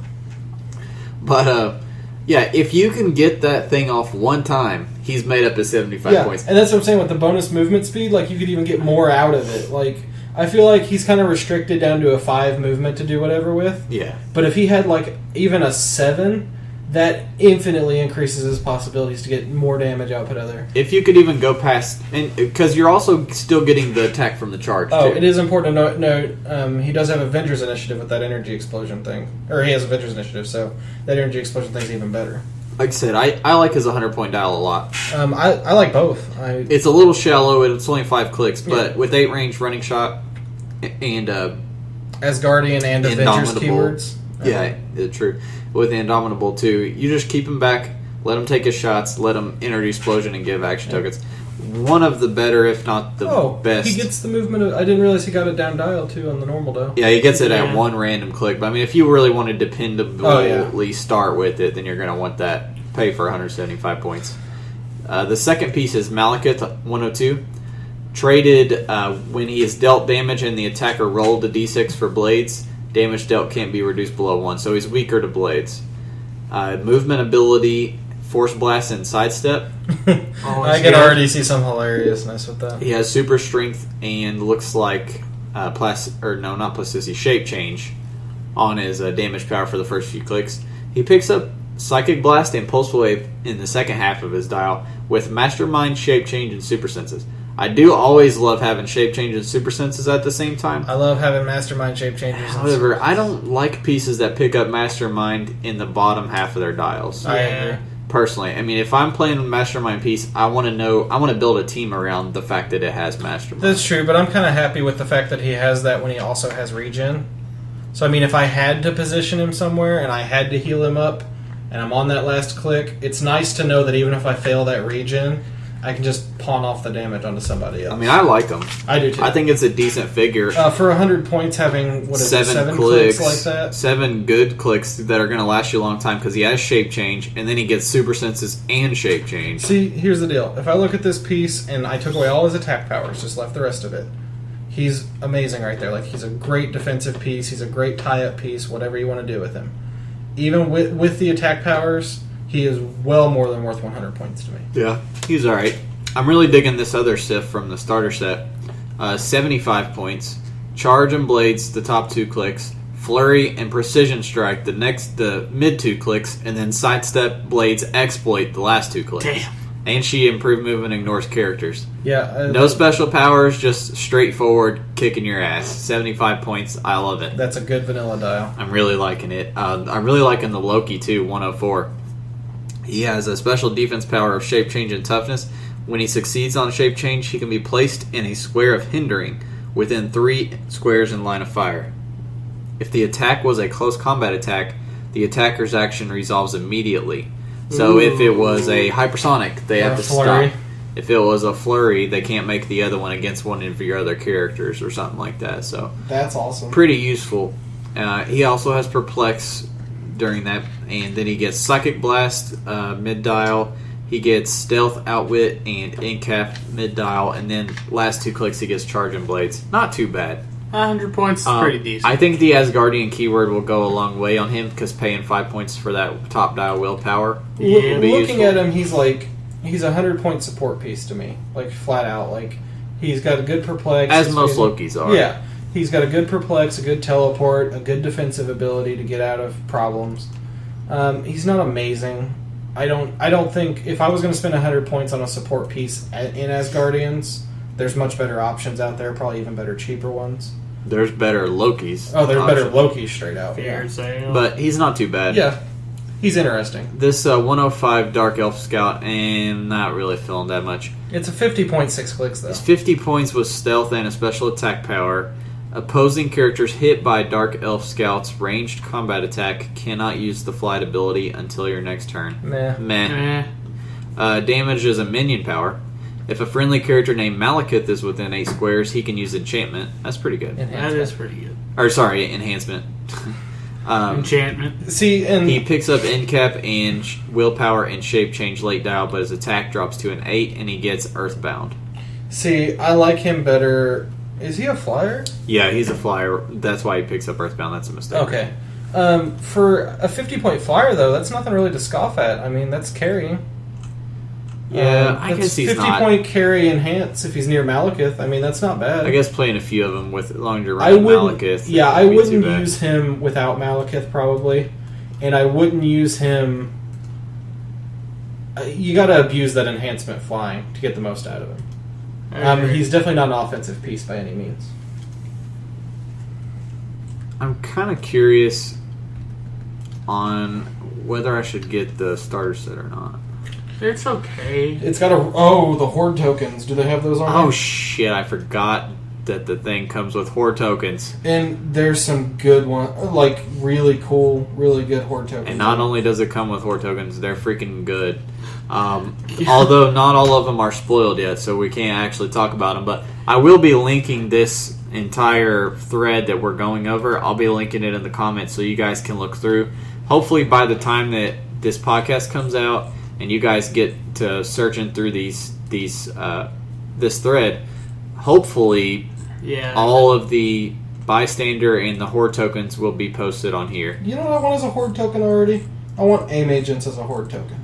We already got some good aim agents. Yeah, but I mean, like, I want like tons of cannon fodder, 5-point aim agents I can stack to Oblivion and mastermind tons of damage to. But we also, hopefully by the point that you guys look at this, the freaking somebody will get their hands on the target pieces. Seriously.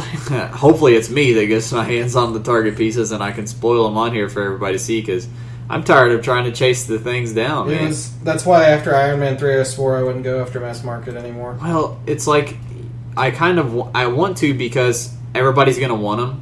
Like, all the extra Iron Man pieces I had were so easy to move. That's true. I've been getting ridiculous offers for some of my They stuff were that I don't want to move. so easy to move those Yeah. guys, and I just wanted to do the ones that you get from comic stores are so easy to obtain. Yeah. You know what I mean? Everybody has them. But anyways, quick, let's do 106 Curse real quick.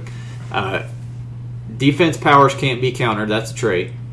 And he has, he has good in defense powers. He has 17's almost his whole dial. Uncounterable, invincible. Yeah, invincible, then impervious, and then invul. He's not too bad of a dial. He has a special movement power, the Wild Hunt. During your first turn, choose an opposing character. He can use charge. He can choose to use it normally, or choose not to have his speed value from charge, but can only make close combat attacks against the chosen opposing character during that action. That's pretty awesome. And he has an 11 attack, super strength 4 damage. That's 8 charge. So at 8 square charge, that's with 11 attack, that's in for 6, is nothing to scoff at. Yeah, he's a 150-point character. I mean, like, I'm not sold at 150 for him. He's 8 clicks. I tell you what, if he, of course it wouldn't make sense for him to have Asgardian keyword, but if he did and you could pay a few extra points to give him willpower top click, he'd be well worth. Yeah. He's another one of those pieces with like with a good speed buff or something that you could really get the use out of. Last but not least, the Chase Thor. Like I said, I won him Wednesday. His sculpt is oh so very sexy. Let me see him. He has lots of light. God. You guys can see it on our Instagram. Sucks to be you guys though, because we're seeing it right now, and oh my god, He's got the coolest thing about him. Somebody pointed out on Instagram is those little war scars on his forehead, like blood. Like, anyways, the dial is not too bad. There's a 400 point option and a 200 point option. He ignores characters on movement. He has Avengers Initiative team ability, which is never anything to scoff at, especially if you can copy it. His trait is really good. He gets super strength. Adjacent friendly characters can use toughness. Talk about running that with Horde tokens. Once per turn, he can use defend. Talk about running that with Horde tokens. With a 19 defense top dial, defend. That's pretty damn useful. Yeah, that's pretty good. He has 8 range double bolt, 11 running shot, 12 attack with a special power that will work with running shot. give him a ranged combat action. He can use improved targeting, ignore characters. Again, I told you they're throwing this targeting around too much. This shit's going to get out of hand. It doesn't look like any different than like Sharpshooter though. It's better. Austin. Ignores your own guys. So true. But That's why they're going to break the game with this shit, man. I'm calling it right now. The AoE for this ranged attack is any one square within range and line of fire and each adjacent square to it. So even if you actually you could couldn't target see a square. yeah, you could shoot somebody hiding behind a piece of blocking or a or wall. sitting or one back from a rim or Yeah. something. And each adjacent square to it. A hit character occupying the chosen square is dealt Thor's printed damage value. All other hit characters are dealt Thor's printed damage value -1. Oh shucks, they're not taking 5, they're taking 4. God. It's like mega energy explosion with a 12 attack when he does It's that. 400 points. Yeah, so it's expensive, but it's worth it, man. That's cool. yeah. In a big point games, like on a big Avengers team, that's gonna wreck. this, like if you're playing a 1,000 point Avengers team, this guy needs to be your key, like huge piece that you sink your points into. I do wish he had Power Cosmic since he's so expensive, but not too shabby. He has a special movement power. He also gets kind of mixed around in his dial, along with a good mix of hypersonic. It's charge and flurry, of course, always good. And he has a mixture of impervious, invincible, invul, all kind of scattered around his They dial. were just like, let's put defense powers that are really good on Thor. They're like, throw this on 2, 5, and 6. Throw hypersonic on 3, 5, and 7. It just feels like there's no cohesive Yeah, design here, man. There's no method to the madness on this style. Who's Thor? He could do a lot of shit. Let's do it. His attack powers never dipped that low. I mean, they stay at 12 top, then 11s and 10s the whole time until his last couple clicks. And close combat expert. a It's few clicks. still 10 clicks. So. 10 clicks long. I like the dial. And he never has anything lower than invulnerable. If you play him at the 200 point dial instead of the 5 or the 400, then you're still getting 6 clicks. And a first click of invincible. With the top click of Charge, Flurry, Invincible with 11 and 4. And still getting that trait of Super Strength and the Defend thing, too. So and you still ignore characters on attack, which is stupid. he won't pick up the special Call Down the Lightning attack until the end game, or the end of his dial, though, if you're playing him at 200. So Yeah. not bad. I like the 400 point better just specifically because of that Call Down the Lightning, but 200 point dial is not bad either. He's a fun chase piece. It's going to be interesting to see what the mass market exclusive is. Loki Thor duo. I really hope it's Loki Thor duo, man. I'm just keeping my fingers crossed. It would make sense, but that's going to go for so much money. Because I've never gotten my hands on the old Loki Thor chase yet, and it's so expensive to get hold of. Yeah. So I'm really hoping that they make it. But I guess only time will tell. I have to say, overall, though, the impressions of the set have been great. Like, It's a pretty good set. it's for a movie set, it's a pretty good one. I like it a lot. There's not a ton of like stuff that I can say I've thought immediately that I'm going to go play, but there's stuff in here that I could see myself playing if I needed to fill some holes in some teams. I love Heimdall and Sif. I like most of the starter set. I think the starter set's pretty good, especially the fact that it comes with Horde tokens and your PAC. Yeah, and definitely Real Look pick and it up everything. for those stupid Horde tokens. Sif, Heimdall are pretty dang good pieces. That tier's pretty good. So, yeah, and that Thor. I mean, there's a couple really good Thors in the Yeah, thing. man. So, it's a pretty good set overall. Playability wise, I mean, there's no like obvious meta pieces or anything in it. Yeah. But I think it's definitely, if you're a Thor fan, you got to pick up this set. All right, now that Austin's out, If you're a Marvel fan, I think you should pick up a few of these guys. So they're definitely good. it's definitely not crap. That's for sure. So It's just I really don't like this design. I mean, having to go out and shell out some money at Target. oh well, you can get the comic book or Yeah. the regular store pieces, and we got our hands on some of them today. Yeah, did it?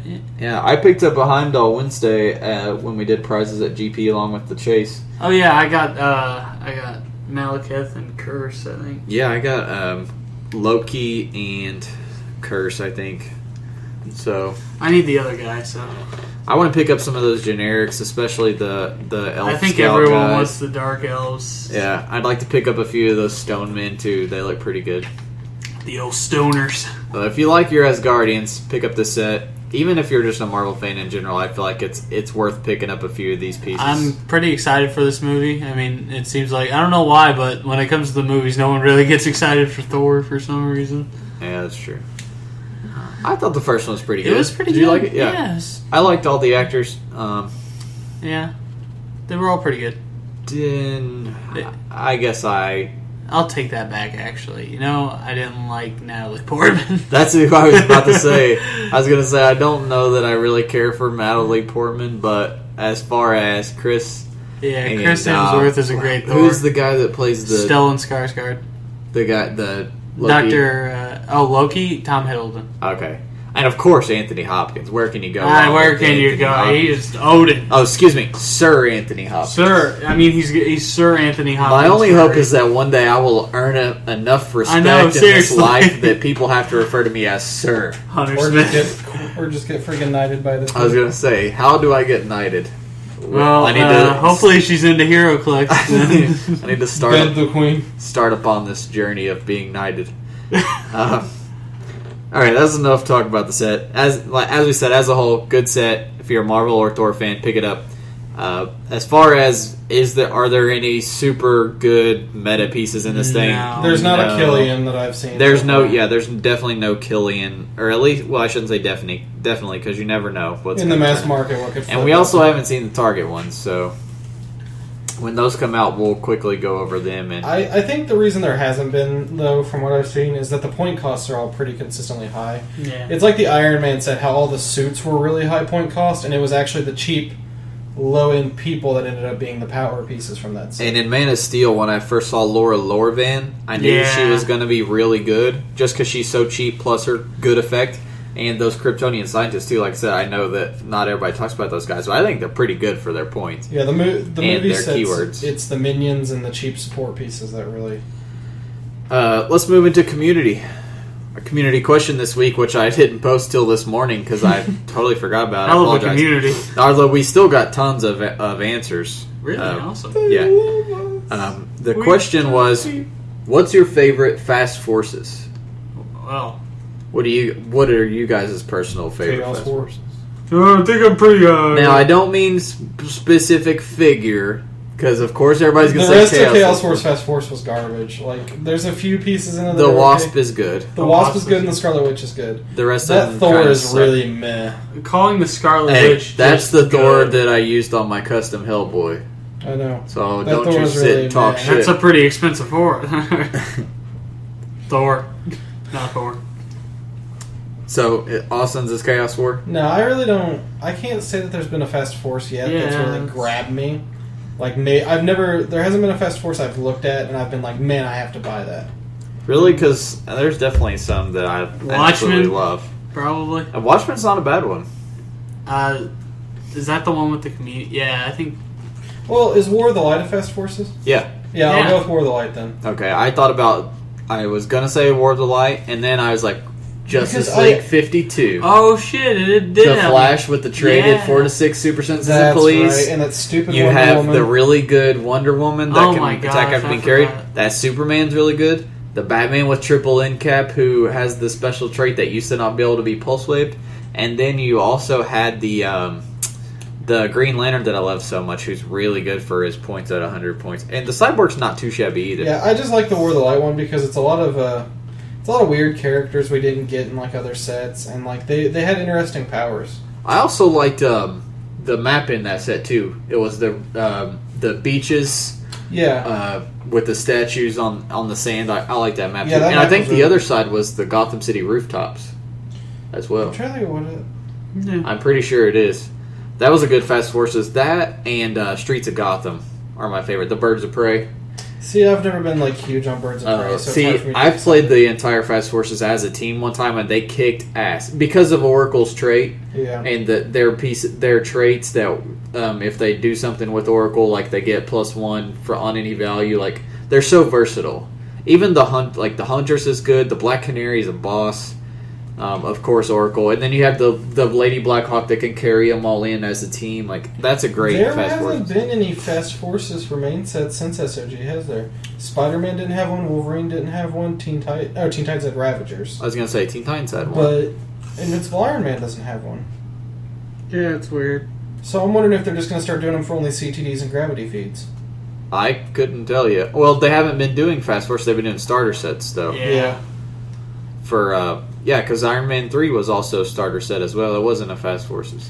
Yeah. Yeah, there haven't been besides Teen Titans and then SOG. I'm wondering if they're phasing out Fast Forces in favor of starters. There's good and bad with that. Maybe they're just trying to throw them in every so many months, and you know what I mean. Yeah.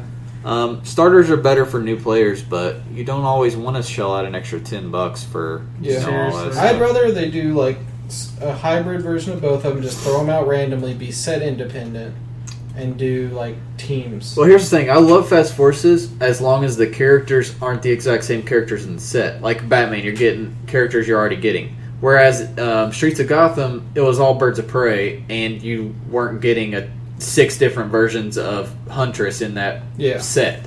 You know what I mean? And like Teen Titans, you weren't getting 100 different versions of the Ravagers in the set. You were only getting like one version for each. You know what I mean? And what I was saying, and what me and some other guys were talking about is like, I would like to see like they release ATAs in a new system where they release a starter kit with one team. They could use sculpts from different sets if they wanted to, just new dials, and they come with an ATA for that team and some other stuff, and it would just be a nice way to release ATAs slowly into the meta, and it would give a good starting off point for players who like want to pick up their favorite teams or whatever. Oh, we're getting way ahead of ourselves. Sorry. No, we got off on a tangent. So the question was favorite Fast Forces. I'd say overall, I heard Chaos Ward probably the most, and I think that's probably because just Scarlet Witch. And a lot of people even admit that it's just because Scarlet Witch. But a whole lot of people said Streets of Gotham, actually. Really? Which is a good Fast Forces. Yeah, I'm telling you. That's a great... I don't know if people actually play their Fast Forces they pick up, but a couple people did say New 52. I also got a couple Galactic Guardians. That was another one of my favorites. Yeah, that was my first the one. Annihilators. Yeah. And a lot of people like the Batman, too. No War of the Light lovers? I did not hear anybody say War of the Light. You know, I really like the Sinestro, and I really like the Atrocity. I guess they're all pretty good, though. They're all okay. Like, they're not... I wouldn't say they're amazing pieces, but they're all fun. Another great thing about that being the Fast Forces is pretty much all of those were super rares in that set. Yeah. And so you're getting, easy access to those characters without having to find the super rares for that set. So, Dial design. We got everybody's first character there. Now, officially, first round is officially over. We got tons of submissions. Dear God, guys, the teams you've chosen have me just like, I'm so psyched for this contest. We can go through some of them. We got an Uncanny X-Force team is going to be happening. We have an Illuminati team base. Very good, Swagnito. Uncanny X-Men, which is really cool. I had thought about that, and then I saw this triage, and I was like, yep, somebody's doing it. Which triage is really cool. He has to do gold balls. I'm going to go ahead and make that a requirement. If gold he balls, better be called Gold Balls. If gold balls is not on the team base, it would be very disqualified. The Runaways. Which one was this one? I can't remember. Night Shift. From that's the from the super hood villain team or whatever. Yeah. Brotherhood of Mutants, of course. Starjammers. Yeah. I do love Starjammers, although I tell you my favorite run of Starjammers is the Realm of Kings run.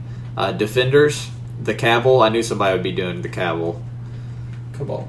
Alpha Flight, which I'm surprised they didn't do like an Alpha Flight Fast Forces for Iron Man, especially with it being a sub theme and with them not being clicks very often. Yeah, I know, that's what I was thinking too. What team base was this? Oh, the NYX team. Not that I have the NYX books. I have the first issue just because that's X-23's first issue. I think I have it CGC up on my shelf. But it was a good series. And that was when you first see X-23, so that's an interesting one. A Sinister Syndicate. Sinister 6, of course. So good. And then Zombie Face with the genius Thor team base of the Trinity of Thors from the new comic series. That's a really good idea. That was a good idea. I gotta. I'm not give gonna you lie, I credit. saw it, I was like, you son of a... I gotta give you credit. I didn't see that one coming at all. Somebody's doing a Shield team base, Dark Avengers, Soundwave team base, Fantastic Four. You know I love that. And which team base is this? Is this Young Avengers? Yeah, Young Avengers. I wonder. Oh, and Ricky's doing Guardians of the Galaxy, and we have the new Cable X-Force, Cable in the X-Force book, and an Inhumans team. A lot of entries. Man. Lots of entries. I'll be doing mine. I was gonna do first. I was gonna do Guardians of the Galaxy, and then Ricky wanted to do that, and then I was gonna do Inhumans, and then the very last second, the last guy submitted Inhumans. So I'm submitting a Winter Guard one for fun. yeah, Austin's gonna do a Winter Guard one. So I might do. I'm gonna have to look back at my list We now. should, The one no one did that I wanted so badly. No one did the Rogues, man. Oh, Well, why don't you do the Rogues? I have to do something. All right, I'll do the Rogues then. I don't so, care. So wait, that the you don't Rogues have is to in do anything. Flash's Rogues? Yeah. It's Marvel only. Oh shit. Oh, yeah. Drew, Nah, we're it's so fine. stupid. I thought you guys were did- thinking of Damn the it. superior foes of Spider-Man. Oh, look at this guy with his Well, big ideas. You know, if you want to do that, What too. else is new? Well, it's too late now because that was the first round. So now on, anybody who didn't submit to the first round, you cannot jump in. Well, I guess you can jump in, but you'll be at a severe disadvantage on points. We won't be giving the scores out. We will be scoring them, but we'll be kind of doing it behind the scenes. Then once the first 3 weeks are over and everybody's given their 3 characters, then maybe we'll go ahead and post the scores for your characters so far. We will each be giving each individual round a score, and we will be adding those. So if you get all 10s from us, you'll have a 30. See, I'm just mad. And that's for each round. So the maximum you could get for the first 3 would be a 90 if you got 10s on all 3 from all 3 of us. So that'll give a little bit more diversity in the score possibilities. And then you'll be getting graded again on the team base. Go ahead. I just like how you said behind the scenes. Like, whoever gives us the most money probably going to win this contest. I was about to say, I'm mad because I swear Swagnito listens to this podcast and takes notes. He and metagames. every time we name drop something we love, he ends up doing a dial for it. I'm like, you bastard. He's a metagamer, that one. You gotta watch him. I'm really, honestly, like, I haven't been as excited for a dial contest in a while, and I've done a lot of them. So. Swagnito's on the Dial H for Heroclix watch list. We're watching you, buddy. We're going to hold you to a higher standard for scoring. You're going to be graded on a curve. So I hate curves. your second character will be due by this coming Saturday, which is the 12th. 12th. So I need those into me by Saturday morning, the 12th, morning Eastern time. Happy with the submissions, guys. All these characters look really cool. Lots of cool teams. Some we didn't even think about. I'm so sad that one guy decided not to do Power Pack. A Power Pack team base would be hilarious. Maybe I'll do Power Pack. I That don't would know. be good. I don't like Power Pack that much. Well, we need to get Scott doing You Power need to Pack. do Power Pack birthday party and have a knock show on the base. Oh my gosh. I also have a best build assignment for you guys, and you Uh-oh. only have a week to turn it in, so get your asses in gear. Best build October is going to be All in the Family. Oh god. Oh gosh. Modern Age 500 points. Resources and relics allowed. No team bases, no colossals, no vehicles. All figures on your team must be blood relatives or spouses to everyone else on the team. Or to another character on the team, I should say. Oh man. So, There's going to be some screwed up love triangles up in here. so let me give an example. You could run Cable, Jean, and Cyclops. They're all either blood relatives or spouses. You know what I mean? Like, Yeah. like Scott and Jean are, man and girl. I don't remember if they. I can't. I don't know. I don't what think they ever... I was gonna say I don't think they ever got married, but they had sex. They had a kid together. As long as you put it in at one time, you're in. But they're blood relatives. Do they both get to bonus Cable. points for incestuous relationships? God damn it. Guys, I know we don't keep it G or anything, but let's keep it like tolerable. You're the one who named the build All in the Family, buddy. Alright? Let's keep it somewhat tolerable. Ah, fine. there's a lot of different combinations you could run though. So like Fantastic Four would work because like They're all related. Yeah. Susan Storm. Well, you couldn't run Ben though. Oh yeah, true. Ben isn't related. You know what? Maybe I should make let's do 400 because it might be a little. Let's do 400 points. Is that what was the old one? 500 or 600? It was 5. I think 400 would be better. Okay, so All in the Family. Modern, 400 points, so it's a little easier for you to build teams and there's more combos you can run. Modern, 400 points, resources and relics allowed, no team bases, no colossals, no vehicles. All figures on your team must be related to each other or spouses. This is due by October the 12th. Submit your team to our email at dialhforheroclix@gmail.com. I'll also have a special thread up for this on Reddit you can keep an eye out for and on HC Realms. We will be playing these teams on the 19th. So again, if you're not familiar with how this works, all of our contests are totally free entry. You will build a team following these build rules. You will email it to us, and then a couple days before, Austin, Drew, and I look at all your teams, and we each pick the one that interests us individually, and we play each team that we select. So we'll each select our top one. We'll bring those teams with us to the tournament, and we'll play it in an actual tournament at the Dugout, which is my venue. And then whichever one of us scores the best during that tournament, the person who submitted that team will win that month's contest, and you will get 6 custom So poker throw on your strategies, throw on your map suggestions, all that. That's stuff. right. When you submit your team, you can give us ideas for how to play them, kind of the synergy, like this guy carries this guy and or TKs this person. Use this map so that when you start out you can TK to here, or you know what I mean. Like the more strats you give us and ideas of how your team works together, the more likely we are to pick your team. And like I said, the winner will get 6 custom poker chips. I just got done with the fresh batch.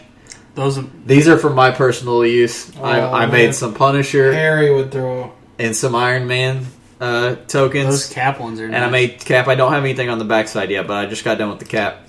I just mailed out the winners from last month's.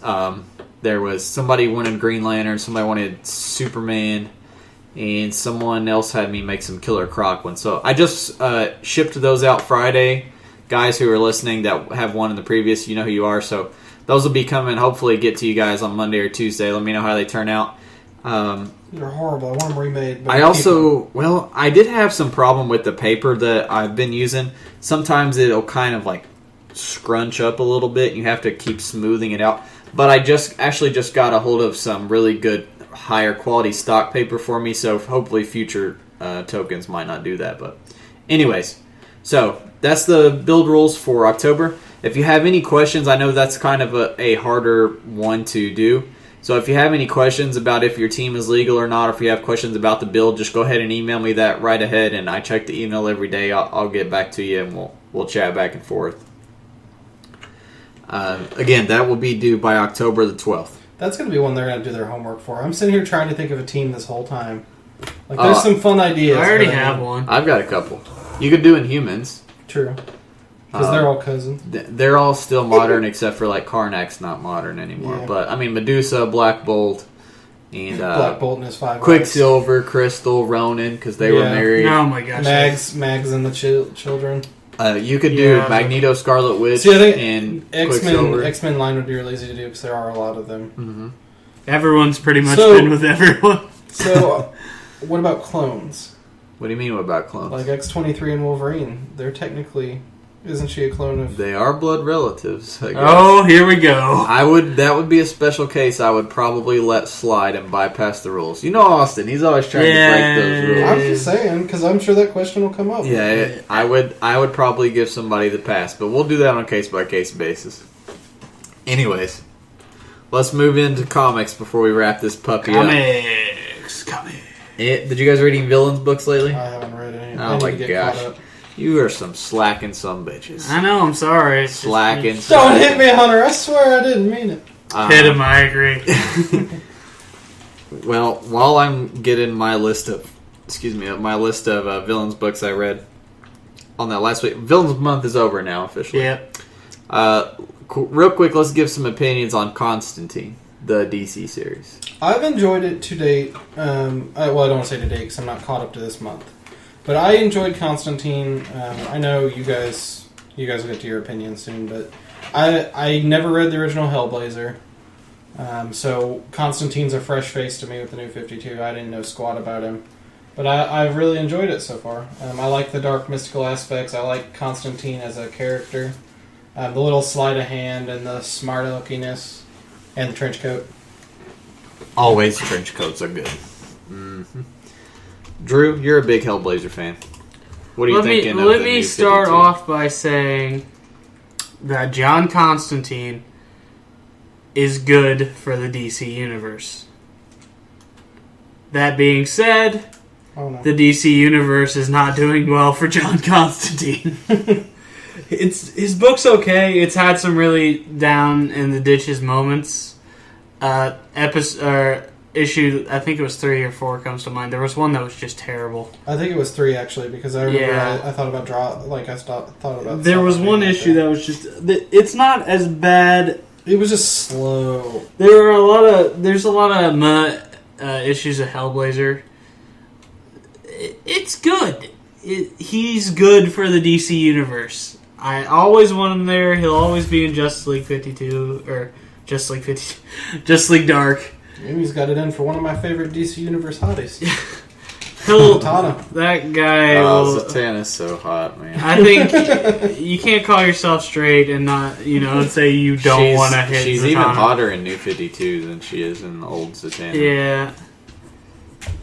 John, he's my favorite character of all time, probably. Now, how are you liking New 52 book compared to the old Hellblazer? Hellblazer Good, bad, worse? It's worse. I agree. It's a lot worse. Although I haven't read as much Hellblazer as you. The big issue I had an issue with Constantine was the tie-in.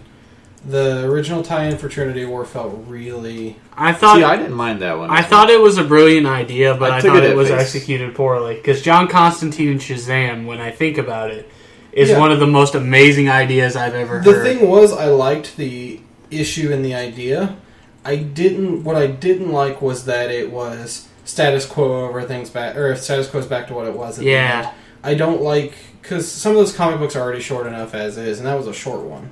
Yeah. And then, you hit the end of the issue, and it's like, okay, everything's back to normal, really, except Shazam doesn't like him now, and these are two characters that don't really run into each other anymore. Yeah, it's just weird. So unless they do something with that again later, and something happened in this issue, maybe I'll like it better, but that was the only one that I felt like I kind of wasted my time on. Well, that was just them pulling a Marvel and trying to cash in That's what a I was- little bit that's what on I the was current figuring. book that's going on. It was... Marvel does all the time. So when are we going to get a question book? That's I don't a good know. question. I don't know that you will get a Did you question. see the We Flash? probably The will Flash get a team question. got moved over to Detective Comics. Yes, I did. That's weird. Which Detective Comics, it's not awful right now, but It's not like, oh my gosh, I can't wait every week. right. It just... But they don't need it to be because Batman is so damn good right now. Yeah. And there's only 4 other Batman options. Oh no, Detective Comics might not survive. There's still supposedly quite a few more. We should be getting some. I think next week DC's going to announce some titles, if I recall.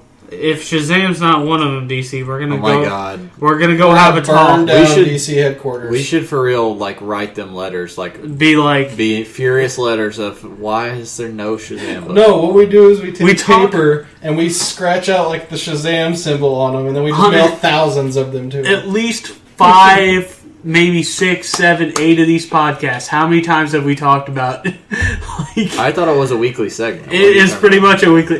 DC, we have a weekly segment dedicated. Give Shazam his own book. This is called comics, or I thought this was called Shazam time. Shazam time with Hunter and Andrew. Oh, I see. I get left out of That's this. damn straight, you do. Constantine, it's not awful. It's not. It's just meh. Which is sad. I think that they do find they had the Constantine formula is there. It is. They set up an idea. Oh, this trinket is all powerful. Let's obtain. It's a MacGuffin story. There's one. Well, item that's how something. Constantine is, though. There's always something he's got to get his hands on, and it's half. Zatanna. It's half so that it's half of the reason is so that the world doesn't blow up, and half of it's because he wants the power for himself. Of course, John Constantine is the male version of Catwoman, except with magic. But the thing is, they have the stereotypical Constantine story, but I just feel like the creative team on it isn't strong enough to make a good story. I feel like my problem with it is that the other characters, I think, are almost not as... Like the bartender and the, what's his name, the Papa whatever, the voodoo guy. Like, they're the real ones you see a lot, and like they're I also hate the fact that Sargon's dead and it's his daughter now. Yeah, like what the fuck, man? Sargon's a beast. Why do you gotta kill him off? Sargon's awesome. And well, actually, does it say he's dead or does it just say he doesn't? I think she said he was dead. Did he turn into a girl or something? No, that's his daughter, I thought. Yeah, it's his daughter. But she doesn't say he's dead. She just says that she's in charge now. All right. Well, anyways. So he's dead to me. Until he comes back in issue 50. Bottom line is, Constantine books, not all that great. I don't know how many people are really buying it, so I don't know how much longer it'll last. It may get canceled. It's probably going to get canceled, honestly, now that I think about it. Supposedly, I don't know if you guys have seen, though, the Constantine books are taking they're doing a big story arc with them. Which is tying into the Phantom Stranger, Pandora. There's certainly potential, JLP. I mean, especially with them doing the Trinity War. Well, that from what I understand... There's storylines they can do. They just need to... I think they need to get somebody else in there to make the storylines more exciting. I mean, it just is very boring. They probably need to bring someone who worked in on Hellblazer, honestly. I think, like, as I said, my issue more so is that there's not really a supporting character. Like, I feel like, okay, I love Constantine. I would like to see more people. I would like to see them, even if it's just like a member of the Justice League Dark once in a while stopping by. I feel like the problem is every issue you can revolve around a MacGuffin in a similar plot against, oh no, bad guy with item, oh no, Constantine's get him. That's fine, but you got to mix it up a little bit. Well, that's why Justice League Dark works so well. Is it's the John Constantine show, but with so many guest stars that it's a great book. When Frankenstein and like the chick from Sword of Sorcery and all them showed up, I was like, I loved that. That was fun. That's what made. Dude, if they put Frank and Constantine, that book I'd be sold. Frank, just even the back. I'm just like even in the beginning when it was just the backstories of him and Zatanna and the whole going to hell thing and all that stuff. Like John Constantine is a very cool character, but I don't know that he can hold his own book with a weak creative team. Yeah, it's more so how the reason he Hellblazer interacts. runs so well because it's a good creative team and because they're so good at writing stories. I like seeing how he interacts with other characters, though. Oh, you know who would be good on him? The guys that are leaving, Peter David, and the guys who are leaving X Factor now that they're not going to be doing X Factor anymore. Yeah, it would be pretty good. That'd be a pretty good fit. Speaking of X Factor, I'm pretty friggin' sad that I'm so bummed that it doesn't come out every month anymore, man. It was very sad, especially the last issue of Madrox with their. I know. I talked to you about this cover and how sad it is. Haven't got to. No one cares. We're talking about how sad we are. Oh man. As far as the DC villains books, I read Metallo and Ocean Master weren't not too bad. Ocean Master's pretty good. I am fine with them being not too bad. That's good for me. Bane was very good. I think I actually talked about Bane last week. Killer Croc was pretty good. It kind of goes over the stuff that's been talked about in Batwoman recently. I know you guys don't read Batwoman, so I'll give you kind of the skinny on the situation. There's this race of people who've been not race, kind of like a group of people who've been mistreated. They're kind of like freaks almost. They live in the sewers, and he kind of stumbles. He kind of stumbles upon them, and now he's basically like their king. Like they kind of worship him. He protects them and takes care of them, and it's gonna be a big thing coming up with in the Batman world right now. But it kind of sets stuff up for him. Doomsday was in the Batman Superman issue. It was okay. Joker's Daughter, very meh. It had cool potential. I wasn't really excited for that character anyway. Yeah, I know. I feel like I don't want to say it's like a shoe-in character where they kind of like threw it in there. Well, at the beginning of this issue, it's just her, and she's kind of talking to herself, and she's like searching through this sewer area, and it actually started off by it had a lot of potential, and I was really piqued my interest. And then she gets to this place. I don't want to go through the whole issue, but it got worse and worse and worse as it went From on. what I understand, though, the character herself, like, I don't know too much about her, is that effectively she says she's a daughter of a random villain all the time, and, like, passed through, like, comic history, she's someone different every time. So right now, she's kind of, Joker's yeah. She's daughter. not literally the Joker's Yeah. daughter. Yeah, no. And I thought she was supposed to be, but she's not. Yeah, that's what I thought at first, too. Sinestro was good, of course. That makes me happy. Yeah, I you love need to Sinestro. read Sinestro. It kind of recaps his New 52 history. I didn't get to talk to you about Relic that one week because you hadn't read it yet. It was meh. It makes me a little happier with Relic, but it's still pretty meh. A very good one was Society. Actually, I did talk about that last week. here Society, last week. it gives you Because you a guys locked me in your cars. it gives you a peek behind the curtain of the Forever Evil stuff, which you would really like. The whole issue takes place in the what's the bad The guys Crime team? Syndicate world. Crime Syndicate's world, Earth 3. and it all takes place there, and you see what makes Alfred become the outsider, and they see. Now I have to read Yeah, this. it's really cool. You need to read it for sure. That was the villains month for Justice League, the Secret Society. Black Adam was good. I talked about that last week. Parasite was really cool. It wasn't amazing or anything. Like, it wasn't really amazing like the Society book as far as quality. But it was very... I like Parasite as a character anyways. I think his power set has always been really cool to me. Especially as somebody to fight Superman, because it's hard to make a I villain don't for know Superman. squat about Parasite. Parasite's really cool. Parasite's awesome. Well, the way that they do this book and what the reason I kind of liked it more than the other Superman villain books is because it has a very modernistic style. Like, the guy's a real scumbag already before he gets infected to become Parasite. Like, he's a real asshole. But it's seen, like, through the worlds of his perspective. Like, he sees everybody else as assholes, like, in a big city. Like, Yeah. I don't know. You just have to read it. It's very hyper stylized, and the art is really cool and kind of like modern-y, like real colorful. Anyways, it was a good book. If you guys are interested in the character at all, I'd recommend that one. Eventually I'm going to get around to all of them. And then Firstborn from Wonder Woman was really good, and that's one of the characters. Wonder Woman is definitely, I don't know if that or Batman is my favorite DC book right now, probably Wonder Woman, but Firstborn I don't like as much as some of the other characters. I don't know if you guys have got the Firstborn yet or not. There's so many good characters in the Wonder Woman universe right now that he kind of is one of the weaker ones. I'm still privy to Ares being a drunk guy. Like, that's just hilarious to You me. know, how far are you in Wonder Woman? I'm like issue 17. Oh, never mind. I was going to spoil something. Don't spoil anything. Big things happen with Ares. Yay! Yeah, maybe yay. Maybe, I don't like the maybe sound nay. of that. I don't like the sound of that. Firstborn he's a cool concept. Basically, Zeus and Hera have a kid, but they don't want a kid, so they kind of. It explains his backstory. I can't Is he remember. like a put up for adoption Hercules? I think that Zeus doesn't think it's his kid, so he sends him to Earth, but he leaves him with something of Zeus's, and he's basically like, when you grow up, if you're strong enough to survive in this environment and you want to come and try to take your throne and challenge me, then so be it. Like, then I'll know that you're actually my son or whatever. So it's pretty cool. Zeus, you're not my son unless you've tried to kill me at least once. More than once. That's how Zeus rolls. Villains Month as a whole is very cool.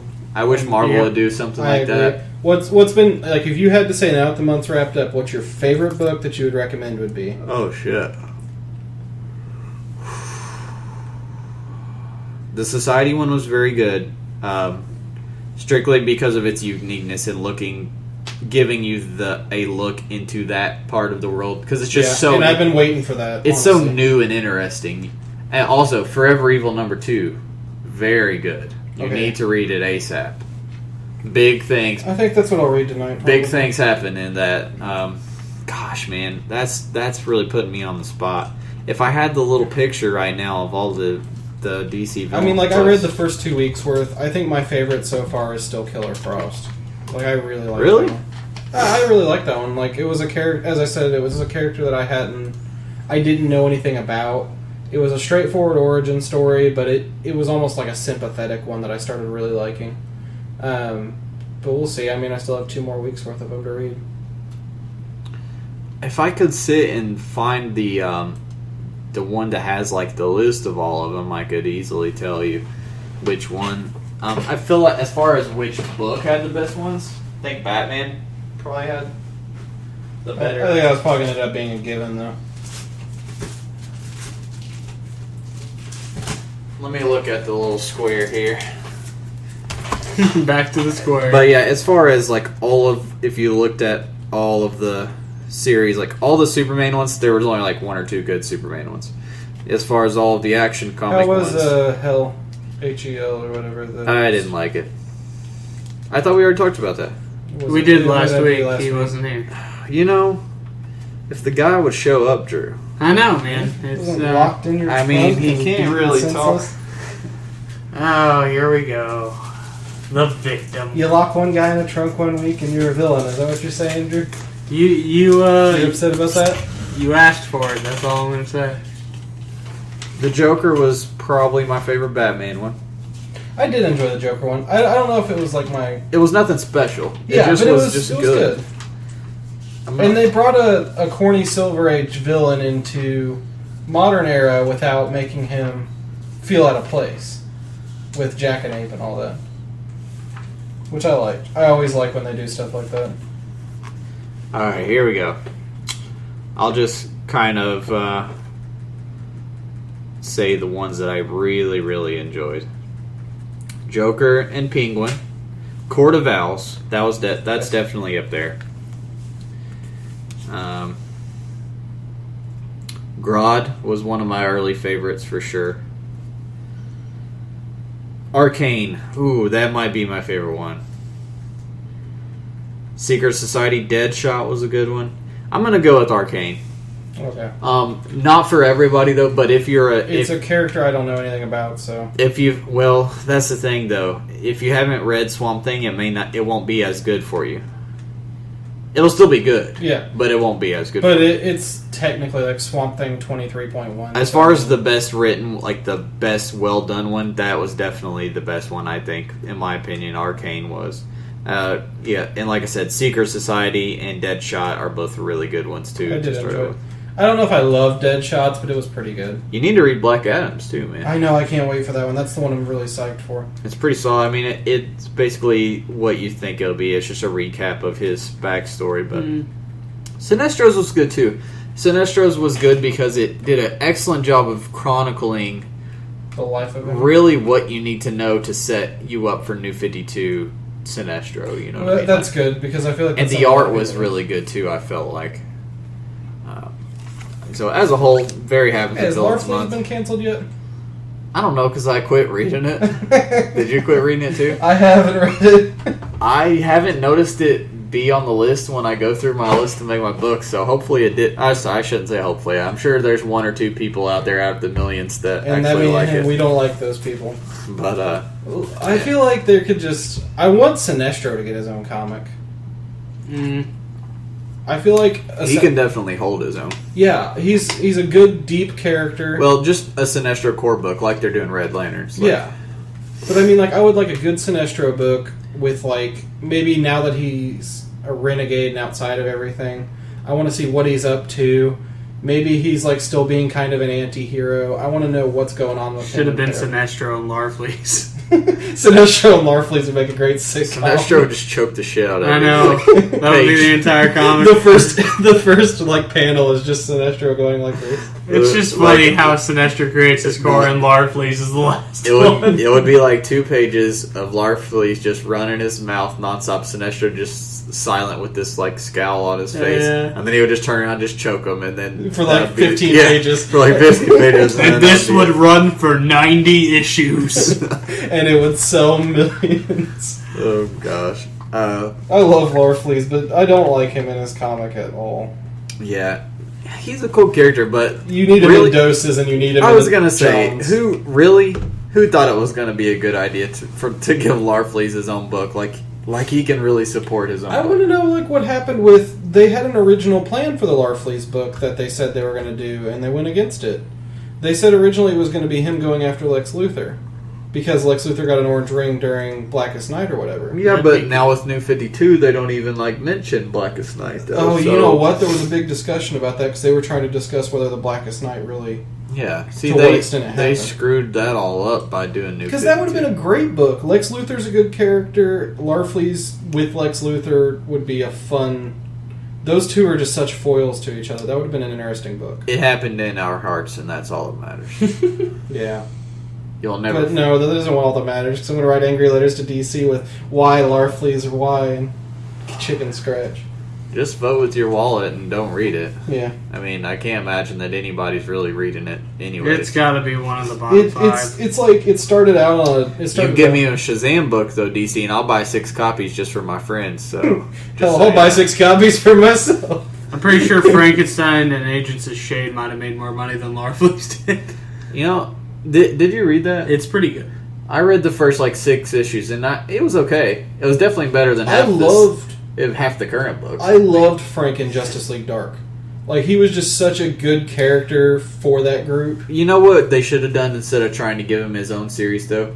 They should have just done, a little 6-issue miniseries of his origin, and then set him up, and that'd be the end of it. And then have him in Justice League Dark. Yeah. They didn't need... There's no way he was going to succeed. It was the same thing. He actually ran longer than I thought he would. They were trying to make him into Hellboy, basically, is what they're... cover that part of the readers, you know what I mean? A gritty, dark warrior kind of character. Magical kind of based, that kind of thing. But anyways, we digress. Thanks, you guys, for tuning in. I hope it's been fun. I would like to get some more suggestions from you guys on what you'd like to hear for main topics. Oh, do we get a Just the Tip this week? No Just the Tip this week. I didn't have one prepared, and I was trying to think of one to do. Don't overextend. Well, we've already done that. See, I was going to talk about, now you got me going into fucking Just the Tip, so I guess I'm going to do one. Just the Tip. The reason I didn't want to do an official one is because it's kind of one that we've already sort of talked about. As I talked about in my Wednesday match, my last round, I was going up against a player, and I noticed that only one out of his 4 figures had move and attack. And I was familiar with that figure and knew that if I hit him for 3 or more, he would lose it. And that was something that I had at my advantage that he did not. And that accompanied with the fact that I had Heimdall, I knew I could really slow him down. If I could just knock that guy off of move and attack, I would control the match. And once I did finally manage to do that, even though I was getting my ass kicked in the match, once I knocked that guy off of move and attack, it made all the difference in the world. Yep. And I ended up winning the match in the long run because of it. So that's another, kind of reiterating what we said earlier of evaluate throughout the game what your advantages and disadvantages and the board state and the statuses. And there was that one point in that game where I was getting a little discouraged because the Omega Batman had hit 4 Imperviouses in a row. And my Spidey 2099 was down for the count already, and things were looking all good for him and horrible for me. And I was like, the best thing for me to do is to run away for a minute and get set up. And then go back to the game plan. And once I did that, that was the turning point of the match, was actually me running away for a minute. Like, me literally running. And that's what you need to do throughout the game, is consistently be reevaluating the board state. Yeah, don't ever just run on what they can do out the gate. Because many characters change mid-dial and they change again last dial. Sometimes it's not advantageous to blast a character on mid-dial on the bottom because they'll pick back up what they had on the beginning. Yeah, the Just the Tip is kind of as much... If you get free time... Battlefield information. If you get free time, go over what pieces are coming out in a new set. Yeah. And kind of get a little familiar with their dials, especially the ones that are good, because you're going to see them a lot. Or like what I did with Cosmic this week. I knew we were going to be locked into Cosmic figures. I looked at big players like that Adam Warlock and figures like that I knew I'd be seeing a lot of this week. Tried to figure out... I didn't want to say, I wasn't trying to figure out their weakness. I was trying to figure out how their dials work, what abilities they might have that I need to be anticipating. Yeah, I Roll your knew enemy. going into this, I knew that everybody was going to play Black King in this Bizarro format. Why? Yeah. His dial is better played backwards, Mhm. And he's a new figure. Yeah. He just came out. Everybody wants to play him real bad. I was like, and every team I played, I think, had a Black King on it. So I was already familiar with knowing that if I hit him for 3 or more, he was going to lose it. So that's just, when a new set comes out, if you can get time, I know everybody's busy, but just spend a few minutes looking through the dials on each new figure and get yourself familiarized with them, especially Whoa. ones that people consistently play at your venue. And you'll be better for it. The more you know about these figures, the better you're going to know what to do with your oh shit, options. Hunter, we got Breaking news, ladies. What? June 2014, War of the Lights storyline organized play event. Huh. Summer next year. Oh, out of nowhere. Just got a text about it. Well, what's that spoiled on? It was on Facebook. It was shot out through WizKid's Twitter. Well, let's go to Twitter. Oh my gosh, oh my gosh, oh my gosh. I was oh my like, gosh. what the hell are these guys getting so damn excited about? Hunter's over here rambling on about playing the game. We don't care about that. Alright, so I'm going to share this on our Twitter right now. Oh boy, oh boy, oh boy, oh boy, oh boy. It's through Heroclix, so. Freaking TJ, I'm so proud of myself for beating Austin Smith to this. I saw that, TJ. There's really no information. I know, there's nothing. But you know what we can tell you? It's happening. It's happening! There's a picture of a guy holding his hand up in excitement, and it just says War of the Light. And it's got the colors on there. It's got colors. It has all the colors, including black and white. And it just says prepare, coming June 2014. I'm excited. Prepare your wallets. Yeah. I'm hoping it's like Fear itself. This is what we wanted. I mean, we wanted a Oh, main yeah. event. This I would have rather it had been Blackest Night.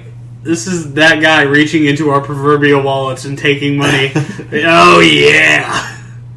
So, Making it rain. excited. We'll be talking about, hopefully we can get some more info on this, and maybe it can be our main topic next week.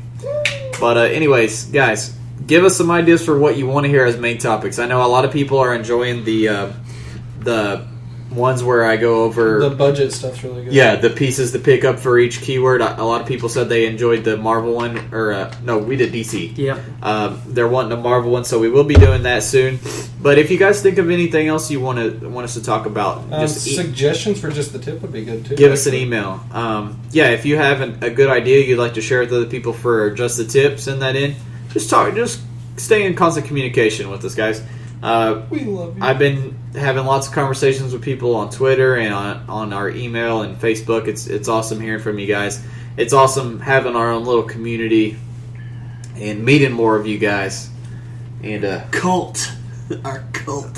we're forming a The cult cult now. of Dial H. Clicks cult. Yep. Thanks for supporting us, and thanks for getting us to 1,000 views on Podbean on That's our so on our amazing. episodes. So until next time, this is Hunter Smith. This is Drew. And this is Austin. I'm alive, guys. We'll see you guys next week.